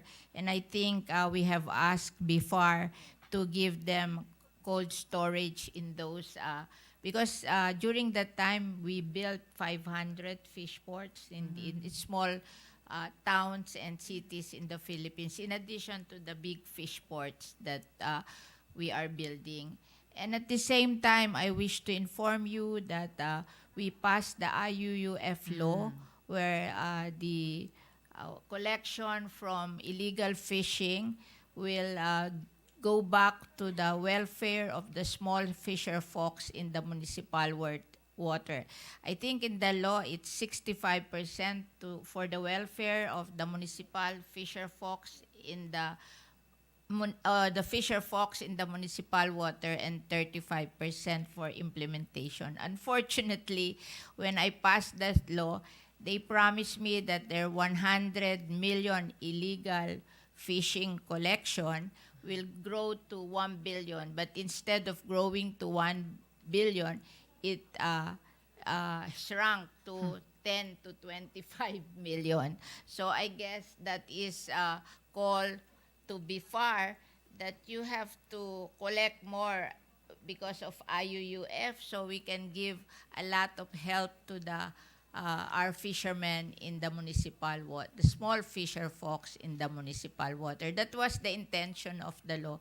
In addition to getting our approval for the GSP Plus in Europe in 2016, but unfortunately, their promise to me that if I pass the law, they will be able to collect 1 billion in illegal fishing penalty. Instead of increasing the 100 million to 1 billion, it shrunk to 10 to 25 million. So that's the difficult part of it. So we were not able to give a lot of help to the small fisher folks in the municipal water. And I have asked also BIFAR to build boats, because they're saying that they're allowing the commercial fishermen to go to the municipal water because the small fisher folks cannot reach the 15-kilometer of the municipal water. So what's the problem with that? You give them a bigger boat so they can reach the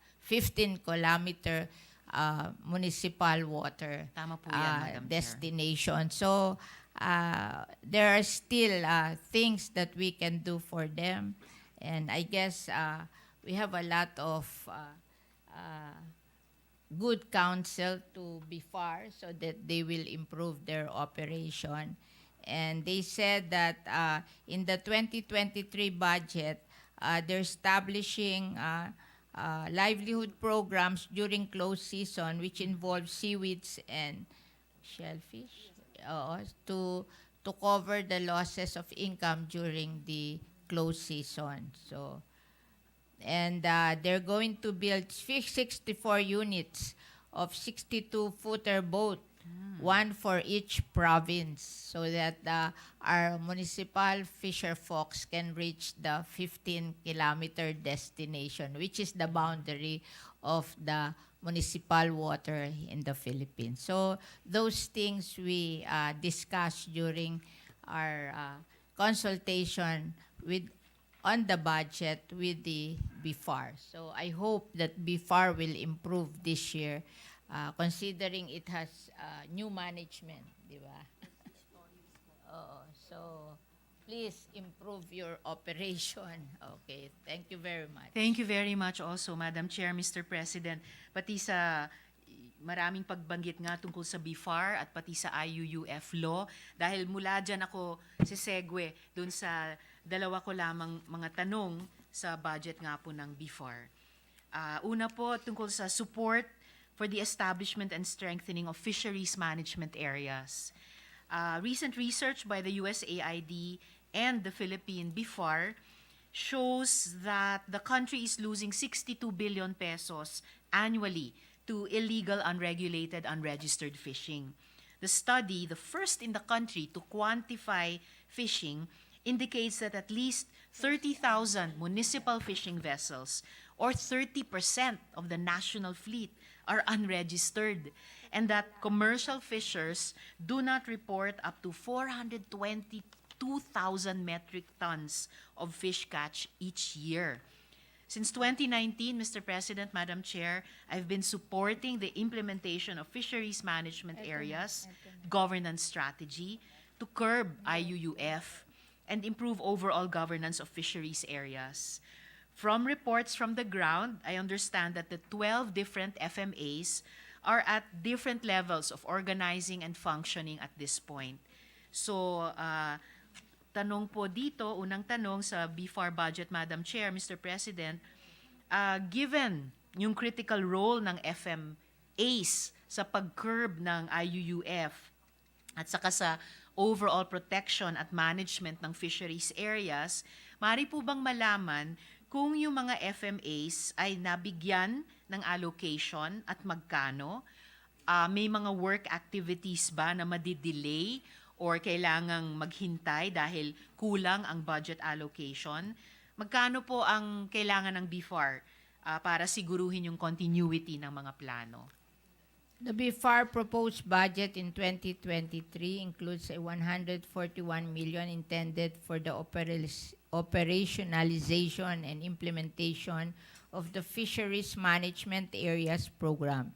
The proposed budget was not approved by the DBM.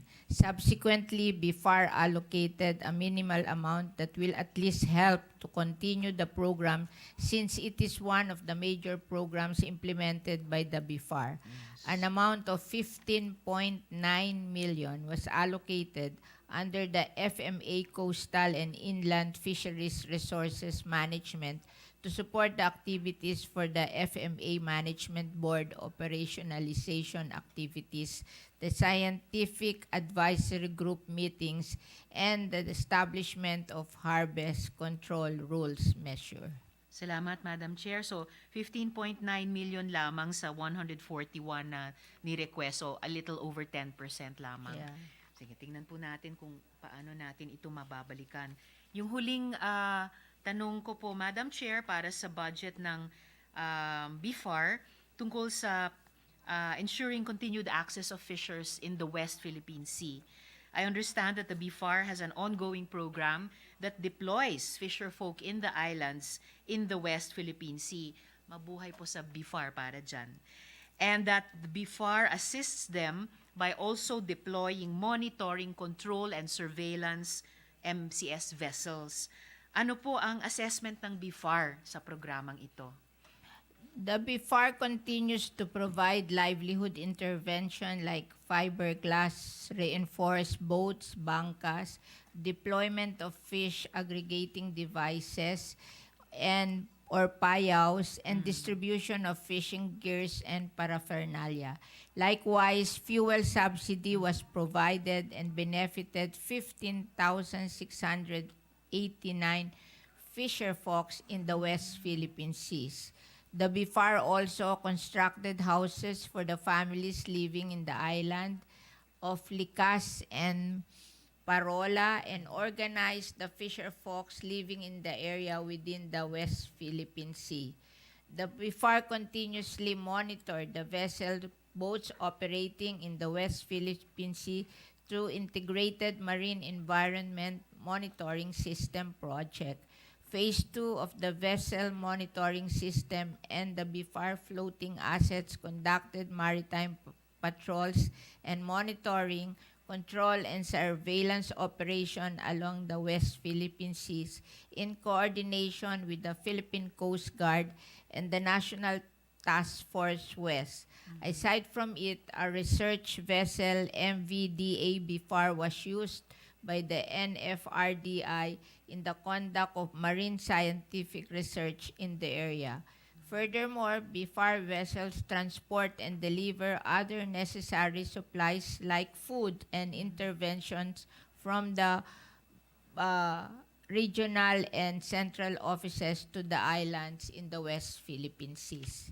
I remember during that time, during the Aquino administration, they told me that the BFAR vessels are doing the monitoring in the West Philippine Seas so that the Chinese will not suspect that it is for protection, but instead it's just for fishing. So ang front nila ay BIFAR to watch over the West Philippine Seas. Kaya nga po, Madam Chair, Mr. President, mabuhay ang BIFAR. Parang yung pagpugay din ni Minority Leader kanina sa Coast Guard.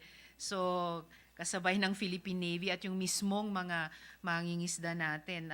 Mabuhay po talaga. And pati po yung in-enumerate, Mr. President, ni Madam Chair, na mga activities ng BIFAR sa usaping ito, hindi po kaunti. Quite impressive po. At sabi niyo, nga po ni Madam Chair, 15,689 na mga mangingisda ay naging di lamang beneficiaries, kalahok dito at nasa phase 2 na itong programang ito.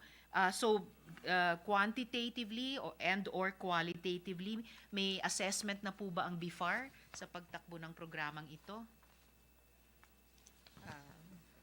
I think they are quite successful in the West Philippine Seas. They may not be successful in their other projects, but in the West Philippine Seas, I think they are helping a lot the Philippine Coast Guard to manage the problem.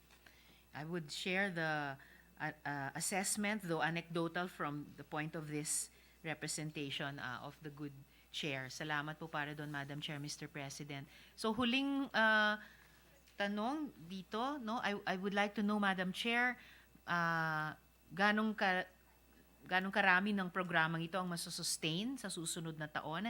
I noticed that the regulatory and law enforcement MOOE budget from GAA 2022 was 735,088,000 pesos, and the NEP 2023 provides only 532,985,000, which is a 30% reduction. So, paano po maapektuhan yung mga operations ng reduction na ito? Before.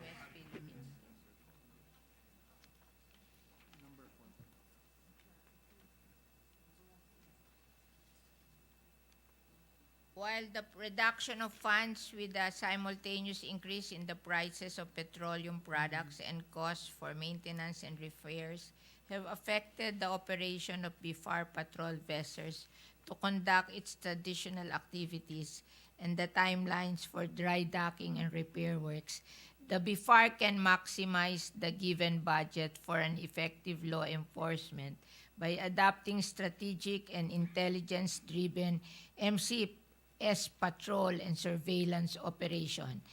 The BIFAR will actively cooperate and coordinate with other government law enforcement agencies as well as with the community to achieve the law enforcement target. It will also leverage on assistance being extended by CSO and NGOs for fishery law enforcement. Well, muli po, and in closing, Madam Chair, Mr. President, muli, pagpupugay sa BIFAR na nakikiisa dun din sa diwa ng doing more with less, and kapag sinustain po nila yung ganitong ugali at saka pagkilos, then I think tayo po sa Senado or sa buong Kongreso will have even more reason to continue to and to better support them sa budget next year. Therefore, in closing, Mr. President, Madam Chair, at the proper time, I will propose allocations to sustain planned activities of the fisheries management areas and regulatory and law enforcement group of the BIFAR. Maraming salamat po, Madam Chair, sa DA family, kasama po ang BIFAR, Mr. President. Thank you. Thank you, Madam Senator, and I hope you will support that in the amendment of the budget of BIFAR. Pero ang laki ng budget, san?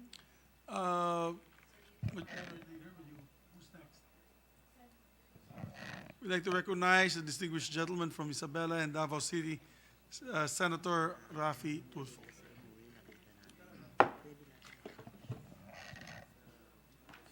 Thank you, Mr. President.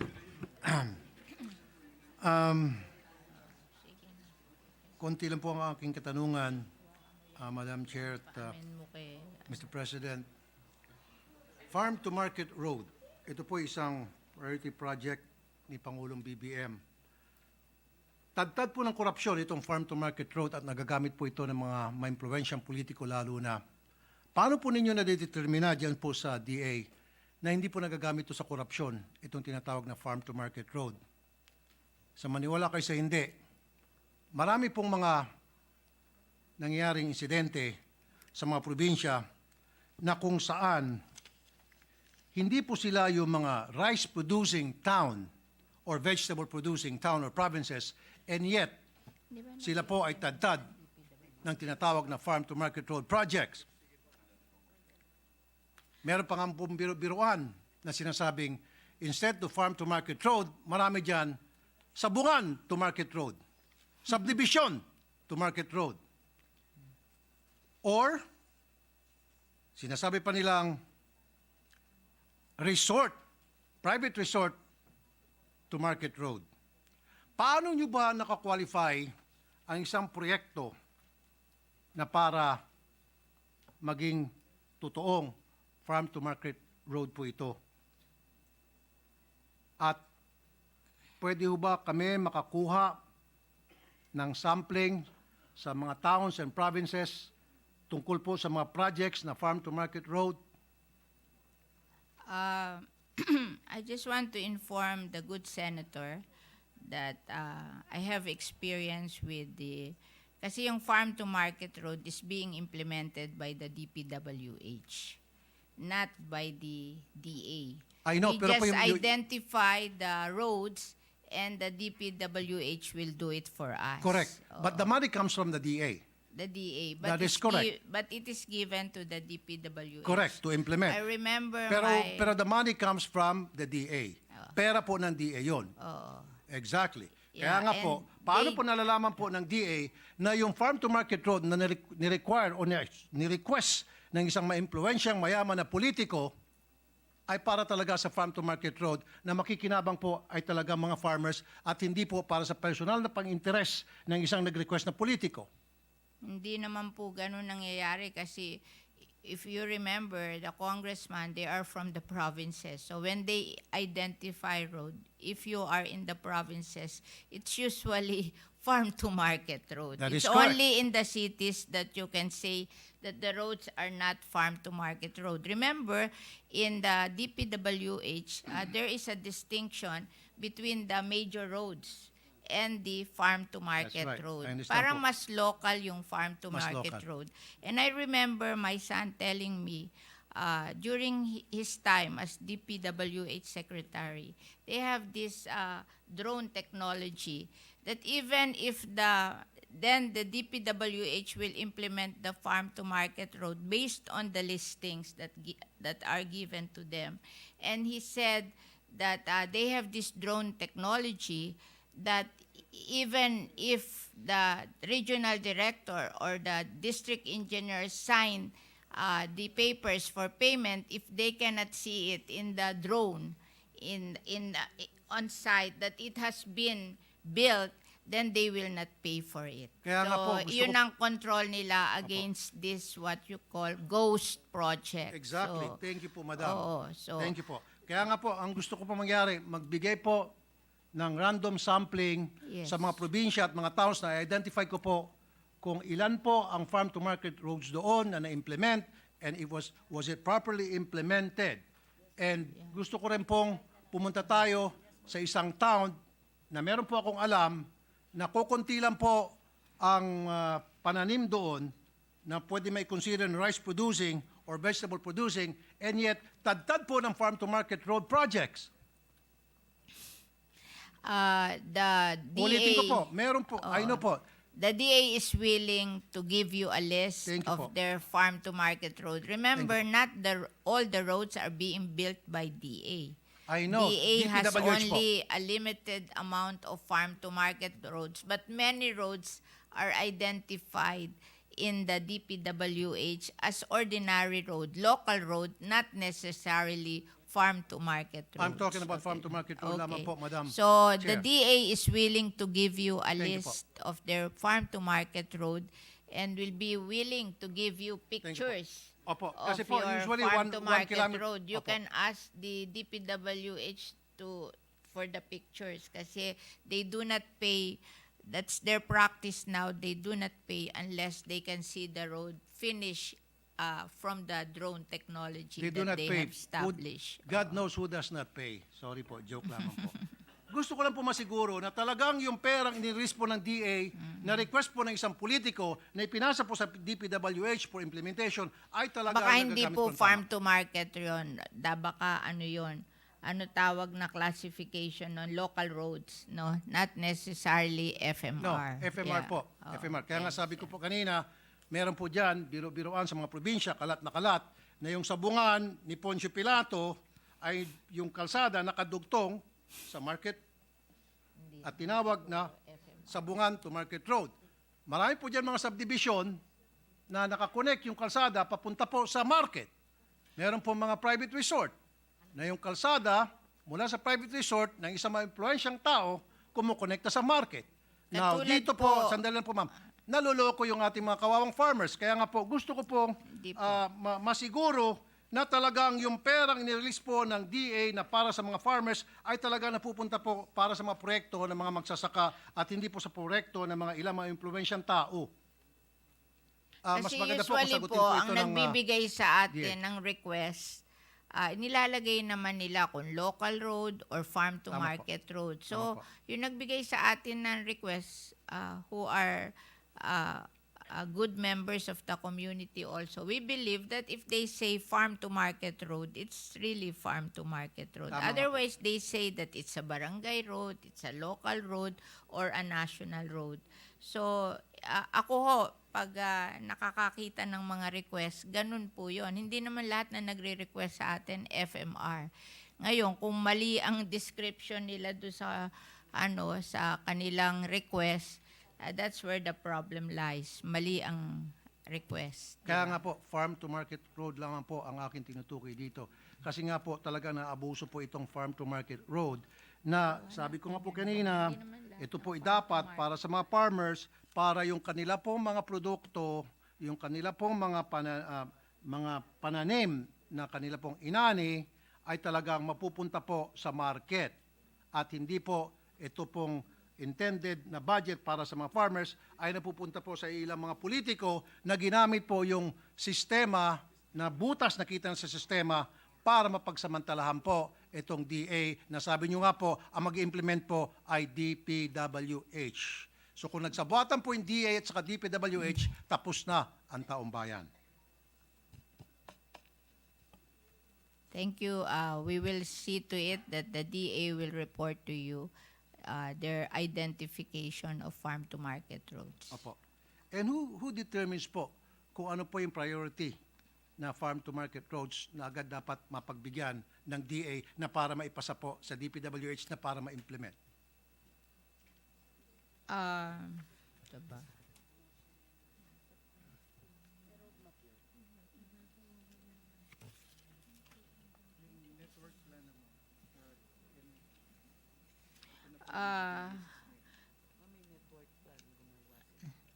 They have a FMR network plan to ensure compliance to criteria and connectivity. All requests for farm-to-market road will be subjected through validation and geotagging. And who does that validation, Madam Chair? DA. And how do they do that? Ano pong klaseng sukatan at validation ang pinagbabasehan po nila? Ginagawa? Geotagging. That means they Geotagging. do Okay.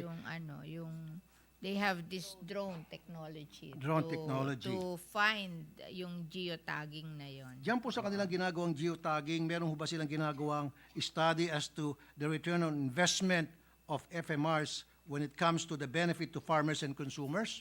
They have criteria and they have this of connectivity. So these are the criteria nila pagpili ng farm to market road, if it will lead to something that we can bring the products where it can be sold. Opo. So ano po yung mga criteria po na yun, Madam Chair? What are the criterias?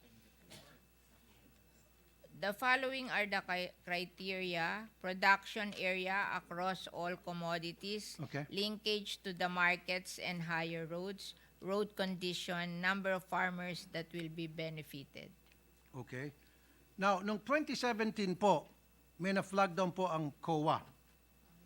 957 million unfinished DA Farm to Market Road. Isa po itong katiwalian na na-flag ng DA. 4 out of 15 projects lang ang po ang natapos, amounting to 1.23 B. Paano naman, 2017, nandun sila. Well, it's just an example po. Meron naman geotagging. Bilang patunay po na talaga may nangyaring katiwalian po dyan sa Farm to Market Road. I cannot understand that because during that time, DPWH has geotagging already. So it cannot be paid if it's not finished. Well, ang Maybe ang you COA po can ang- write about it and we will look into it. Kasi alam ko noon, during 2017, may geotagging na sila eh. I know that. Siguro maybe po, pwede po natin balikan ang COA and then as soon as makuha po natin itong mga documents from COA, Yeah. ipipresenta ko po sa inyo and then kayo po ay magpipresenta sa taong bayan para ipaliwanag kung natapos na ba itong mga projects na diniklara ng COA na hindi natapos. And we can deal with that later. Okay. Okay. You have promised, the DA has promised that if you give them they will look into it. Thank you. The details of what you're talking about, then they will look into it and make a report to you. Opo, thank you po. Move on na po tayo. Food security. Lumilit ng lumilit po ang ating farmland. Binibili po ng mga malalaking developer at ginagawang commercial at residential land. Ano po ang ginagawa ng DA tungkol dito? Alam nyo, that's our business. I Ganun want po to ba? tell you that we don't buy agricultural land in the provinces. Nobody will buy houses in agricultural land. We only buy in cities and capital towns Ganun po ba? because the buyer of houses, they want also an opportunity that if they're having financial problems, they can resell their houses.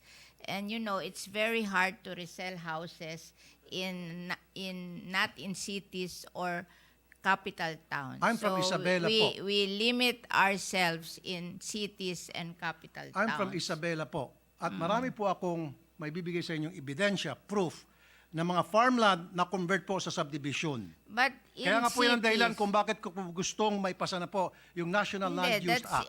that's in cities and capital towns, but I don't think in the Well, in Isabela, in Kawayan, Isabela there po, will be like that. In Kawayan, Isabela po, Kawayan City, Isabela, may mga farmland po doon na na-convert Kawayan na po. is a city. Regardless, ang pinag-usapan My po God, natin, yung if, mga farmland po na na-convert na po sa isang subdivision o commercial. But they allow that in cities and capital allow that. towns. Kaya nga po, They allow conversion alam ko nga in po. cities and capital towns because if they buy your land, they buy it expensive and you can reinvest the money and you will make more money than planting on those lands. I remember we have, when I was young, we have a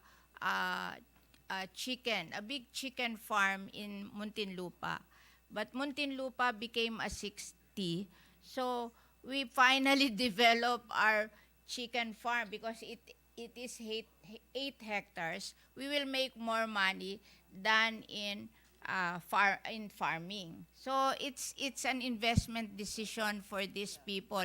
If somebody will buy your land at a bigger amount, maybe you can sell it and buy another land that is cheaper somewhere else and build your farm there. Hindi po ganun I nangyari, think ma'am. it's the thinking of you have to understand agriculture as a business also.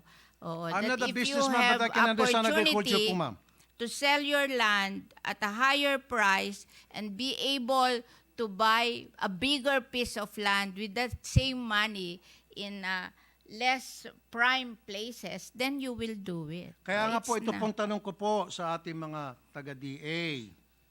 Ano po ang ginagawa nila sa ganitong nangyaring masamang sistema na paliit po ang ating farmland? Sorry po, madam ha. Yeah. Na hindi lang po sa Kawayan, sa Isabela, I kundi sa tend marami to pong mga disagree probinsya with you. na marami na pong mga subdivision na nagsilipa na Where will the people live if you don't build subdivisions? marami po mga lugar na pwede pong pagtayuan ng subdivision. Huwag lang po i-take over yung mga farms. Kasi nga po, kuminsan yung mga farmers, dahil sila po naghihikaos, they're being taken advantage of. No. Lalo na po meron tinatawag na rice tariffication. So mura po yung mga bigas na dumarating dito, they cannot compete, and then papasok po ito mga negosyante at mag-o-offer ng pera para bilhin ng kanilang mga lupain. Of course, walang choice po yung mga farmers kung hindi ibenta na lang kanilang lupa sapagkat meron na po tinatawag na rice tariffication. I wrote the rice tariffication kayo po ba yun? law. You know, we wrote that rice tariffication law because in 2018, the price of rice rose to almost 50 to 60 pesos per kilo. And that is the only time President Duterte became unpopular because rice is a political crop. When nagmamahal ang rice, nagiging unpopular ang president.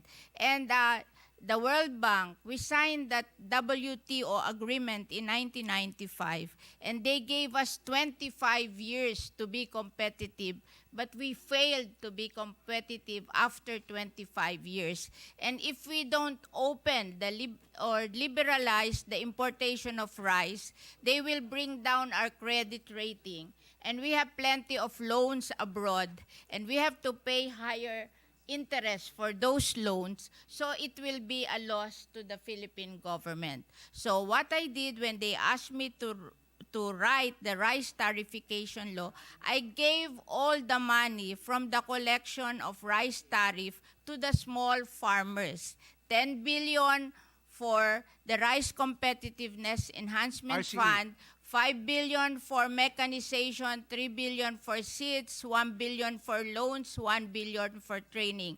And anything above 10 billion that was collected, it was given to the rice farmers owning 2 hectares and below, 5,000 each, 1.6 million farmers. So that is 8 billion. So a total of 18 billion, which is the collection of the rice tariffication law na rice tariff. Alam ko po I yan. don't feel any guilt to the small farmers. All the money that came from the rice tariffication law were given to the small farmers owning 2 hectares and below. So how do we identify those small farmers? They Paano po have a list. Do you have po a list? They So have paano a po ninyo list. pinipili ng DA? No, they have paano, a list. I know po. Paano po pinipili kung sino po ang maging recipient 2 nitong hectares and pera below. na galing po sa rice tariffication?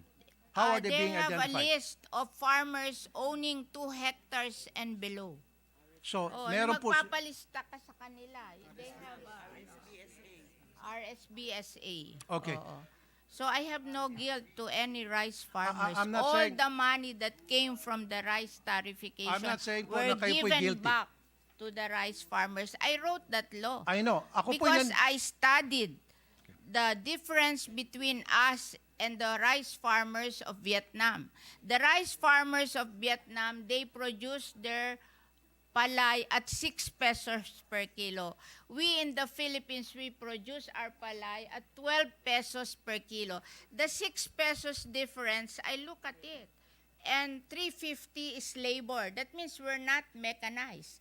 And 250 is the productivity of the seed. So there's something wrong with our seed. So when I wrote that Rice Competitiveness Enhancement Fund, I gave 5 billion to mechanization and 3 billion to seed distribution, and also to train them to do the same seeds with their own farm. I am teaching them to learn how to do inbred seedlings. Okay. Are you finished po, ma'am? Yes, yes. Okay.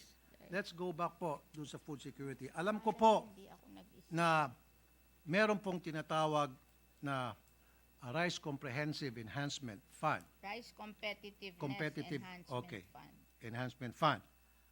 Nasabi niyo po sa akin, so dapat may 2 hectares yung farmer para sila po ay mag-qualify dyan. Okay na po tayo dyan. However, hindi pa rin po talaga tunay na nasasagot yung pong katanungan ko po na ano pong ginagawa ng DA na yung pong mga farmland ay nako-convert na po sa nagiging residential area na po at commercial area. we need the residential area and the commercial area to improve the quality of lives of our people. Ang alam nyo, it's not the amount of farmlands. It's the efficiency of using these farmlands. Alam nyo, pag maganda ang seeds mo at mechanized ka, even with smaller area of farmlands, you can do better Kaya nga and po, ma'am, earn eh. more. Kaya nga we're teaching the farmers to do mechanization and to plant better seedlings and to teach them that they have to operate their farm as a small business so they will make more money. You know, hindi naman hindi naman ito como maliit ang lupa mo. Kaya we're organizing them into cooperatives para may economies of scale sila. Kasi kung 2 hectares kayo, mag-organize kayo, 30 farmer, then you have 60 hectares. And then you mechanize, hindi ka matatapos sa palay. Bibigyan ka ng PhilMech ng ano tawag dito, dryer and milling. So ang production mo hindi na palay na babarating ka ng middleman, kundi mapoproduce mo na hanggang rice. Tapos because you are a cooperative, you have economies of scale, you can go to the supermarket directly and sell your rice to them, you will make more money. Okay. Oo. So it's not the amount of land, it's the model. We have to change the model of our agriculture I agree. because there is something wrong Yes. with our model of Okay. agriculture. Now, sinasabi niyo po kanina na the farmers has to use mechanized technology. Kaya nga po, it is not how small the farm is at kailangan po magkaroon ng improvement sa isang lugar, kaya kailangan po magkaroon ng subdivision.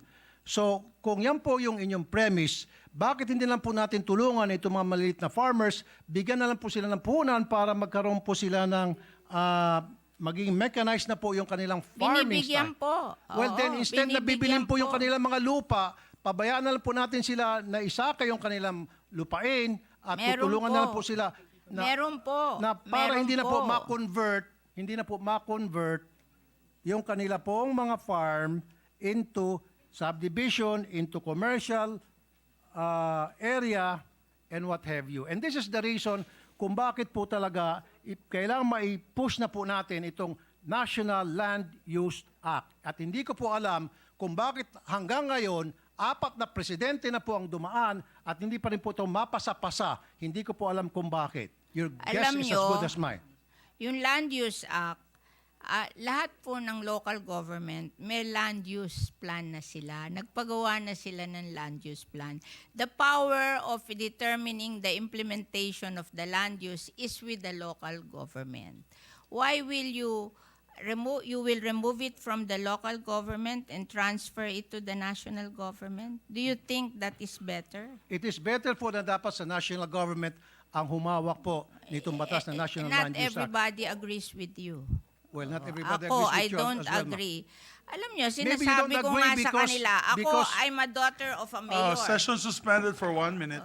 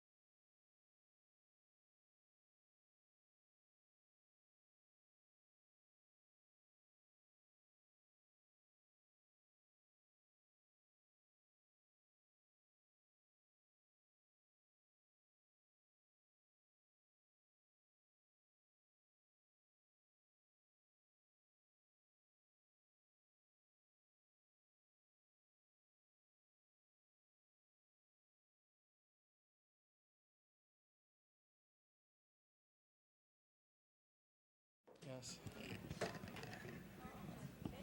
Majority Leader?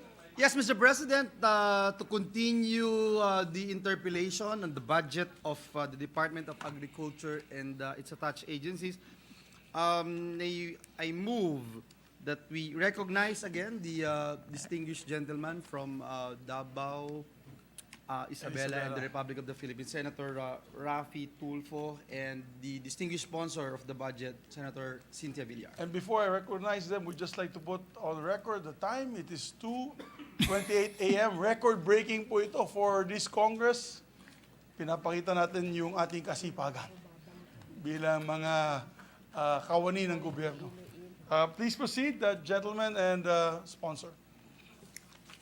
Nahiya na po ako dahil, o nga pala, 2:30 na at napupuwit na po tayong lahat. What am I gonna do, what am I gonna say, except that I apologize to all of you guys, Mr. President, dahil nadrag po itong aking interpellation, and I'll make it short and sweet na. Isang sagot na lamang po kay Madam Chair, Mr. President, and then after that, isang sagot ko, and then finish. Okay ba sa inyo, Mr. President? Is that okay, Mr. President? Absolutely. Absolutely, Your Honor. No need to apologize. In the halls of the Senate, we are free to give our opinions and discuss and debate. Okay. My request lang kanina was just to address the chairperson, the presiding officer, yes, so that there will be no direct debates or else it will always be heated. Yeah. Thank you. So, yes, please continue, sir. Mr. President, isa lang pong tanong ko kay Madam Chair. Madam Chair, kayo ba'y pagod na? You know naman, I'm very tolerant when it comes to you. You know that. Okay. So, Your- wow. Your Thank you, chief Madam of Chair. staff, your son-in-law is very nice to me. Oh, I always remember him. because I taught him to be nice to you, especially. I gave him instructions to be very, very nice to you. Anyway, since yung inyo pong sagot medyo kayo po'y pagod na, therefore, I will end my interpellation. Thank you, Madam Chair. Mr. President, maraming Thank salamat. you. Magandang gabi po. Thank you very much, but I Maraming will salamat. I don't- hold a special session, personal session with you and explain everything. Oh. Salamat po. Pero okay lang po ba, last na po, Mr. President, Oo. Madam Yes, Chair. yes, yes, please. Okay lang po ba na ako po'y gagawa ng privilege speech tungkol sa National Land Use Act? Yes, that's Thank you po. okay with me. Thank you po. Thank you very much. That's all. Thank you. Thank you to our distinguished colleagues. Majority Leader, I think the Minority Leader. I would like to manifest question, Mr. Manifest President. his question. I move that we recognize our hard-working minority leader that at 2:31 in the morning, Mr. President, he is still up and about. Alalayan natin siya, may back problem siya. Thank you, Mr. President. I will start my timer of 5 minutes maximum. Okay, so manifestation lang po ito. I'm glad I attended the committee hearing, so I got to siguro some idea. I became familiar with the budget of the agriculture, but of course not totally understanding it. Masyadong malawak. Pero kaya siguro, sir, Mr. President, sa next year's budget cycle, dapat first item ito in a budget give it to him. session so that fatigue give will it not to be a factor. Yan ang nangyari ngayon. And then, kasi I made a promise to National Tobacco Administrator JRCRS that I will be asking questions on their special account. Siguro because of the lateness of the hour, ganito na lang gagawin ko. I'll just write to the DA if you know the real balance of the National Tobacco special account. We will also write the DBM kasi nag-promise po kasi ako to bring this up pero masyado na pong late na.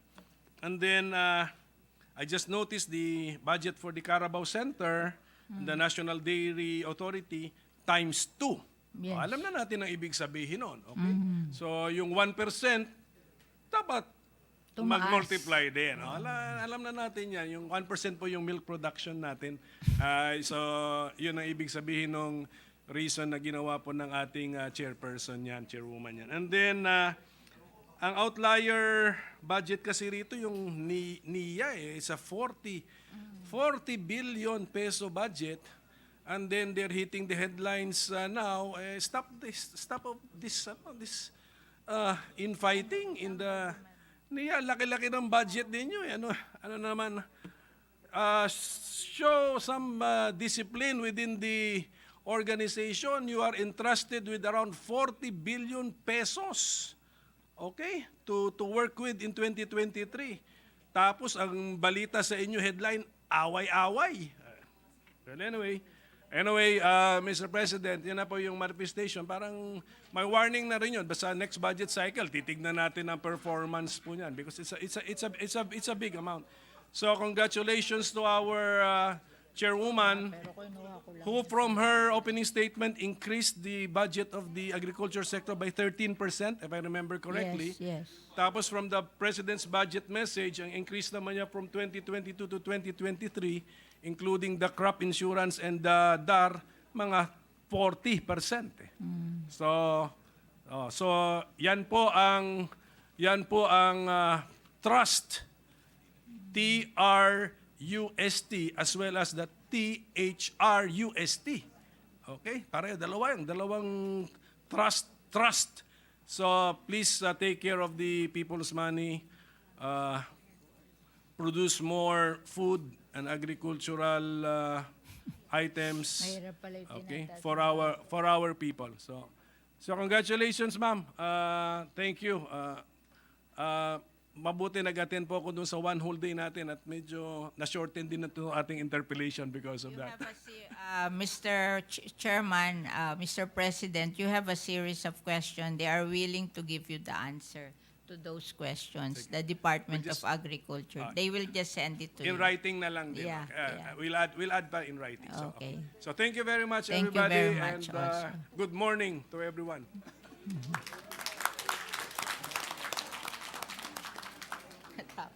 Mr. President, I'll start asking questions, Mr. President. Maawa ka naman sa atin Mr. lahat. President, just to put on record that we have had the longest marathon hearings, Mr. President, for this Congress, and we thank our sponsor. And before we end, Mr. President, we just want to put on record the tremendous increase in the budget of the Department of Agriculture in 2023, and we recognize the urgency of addressing the problem of, we are an agricultural country, Mr. President, so we wanted to make sure that we're doing everything we can. The President has been focusing on the importance of putting where we should put our resources. At nung nakaraang LEDAC, Mr. President, pinound ng Pangulo ito at natutuwa tayo na ngayon nga meron po tayong malaking budget increase of 39.62% from the 2022 budget of 117.287 billion pesos, Mr. President. So tayo po ay narito para paalalahanan lang din ang ating departamento na tayo'y patuloy magmamatsyag, but at the same time, we'll continue to support the programs of this administration. With that, Mr. President, I move If I that we may, close the period of interpellations and debate on the budget of the Department of Agriculture, Office of the Secretary, Agricultural Credit Policy Council, Bureau of Fisheries and Aquatic Resources, Fertilizer and Pesticide Authority, National Fisheries Research and Development Institute, National Meat Inspection Service, Philippine Carabao Center, Philippine Center for Post-Harvest Development and Mechanization, Philippine Council for Agriculture and Fisheries, Philippine Fiber Industry Development Authority, National Dairy Authority, National Food Authority, Philippine Coconut Authority, Philippine Fisheries Development Authority, Philippine Rice Research Institute, Sugar Regulatory Administration, National Irrigation Administration be deemed submitted for the body's consideration. I so move, Mr. President. Before I act on the motion of the majority floor leader, I do not have to remind everybody that the agriculture sector is probably the most important sector of our country. maybe next to the education sector. Ladies and gentlemen, being an agricultural country that Senator Joel has said, it is key that we develop our countryside. The reason why we have a lot of insurgency in the countryside ay napapabayaan po natin, nakatiwangwang ang mga lupain doon, hindi natin bibigyan ng pansin at hindi po natin nagagawa ng paraan na magkaroon po tayo ng food security. I am so happy as an agriculturist myself. Marami pong taga Los Baños dyan. I'm sure maraming taga UPLB dyan. As an agriculturist myself, I am so happy na nadagdagan ang budget po ninyo ng 33%. Finally, we're having an administration who puts value on agriculture. That is the most important. And we have to continue this increase every year. And hopefully, yung absorptive capacity ninyo, na magamit ninyo yung pondo at hindi masayang ang pondo ninyo. Dagdagan nyo yung mga karabaw, dagdagan nyo po yung technical skills training sa mga capacity building sa ating mga magsasaka. Tulungan nyo po hanapan ng alternatibong fertilizer ng ating mga magsasaka dahil sila hirap na hirap sa kanilang inputs. And increase their productivity. Let us try to increase their productivity. That is the key of all this. Bringing down cost, increasing productivity, lowering post-harvest losses, and of course, the marketplace na may benta. Kaya natutuwa po kanina, nakita ko yung Kadiwa stores ninyo. Sana ituloy po nyo yan sa buong Pilipinas. You're in the right direction, gentlemen and ladies of the DA. And I'm so happy that you are in that direction. So with that, there being no objection to the motion of the Majority Leader, the budget of the Department of Agriculture, and all its attached agencies aforementioned by the Majority Floor Leader is deemed submitted. Congratulations, sir.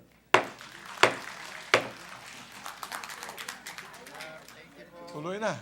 No need of picture taking. We Yes, had it Mr. earlier. President. Mr. President, I move that we suspend consideration on House Bill number 4488. I so move, Mr. President. There being no objection to the motion of the Majority Floor Leader, the motion is approved. Thank you, Mr. President. I know how it feels at 2:40 in the morning. It's 2:40 in the morning. And we have been doing this for quite a while. Mr. President, just some administrative matters. And with the consent of the body, I move to transfer the committee referral of SB number 1336, granting Philippine citizenship to Justin Brownlee, from Committee on Rules to the Committee on Justice and Human Rights. I so move, Mr. President.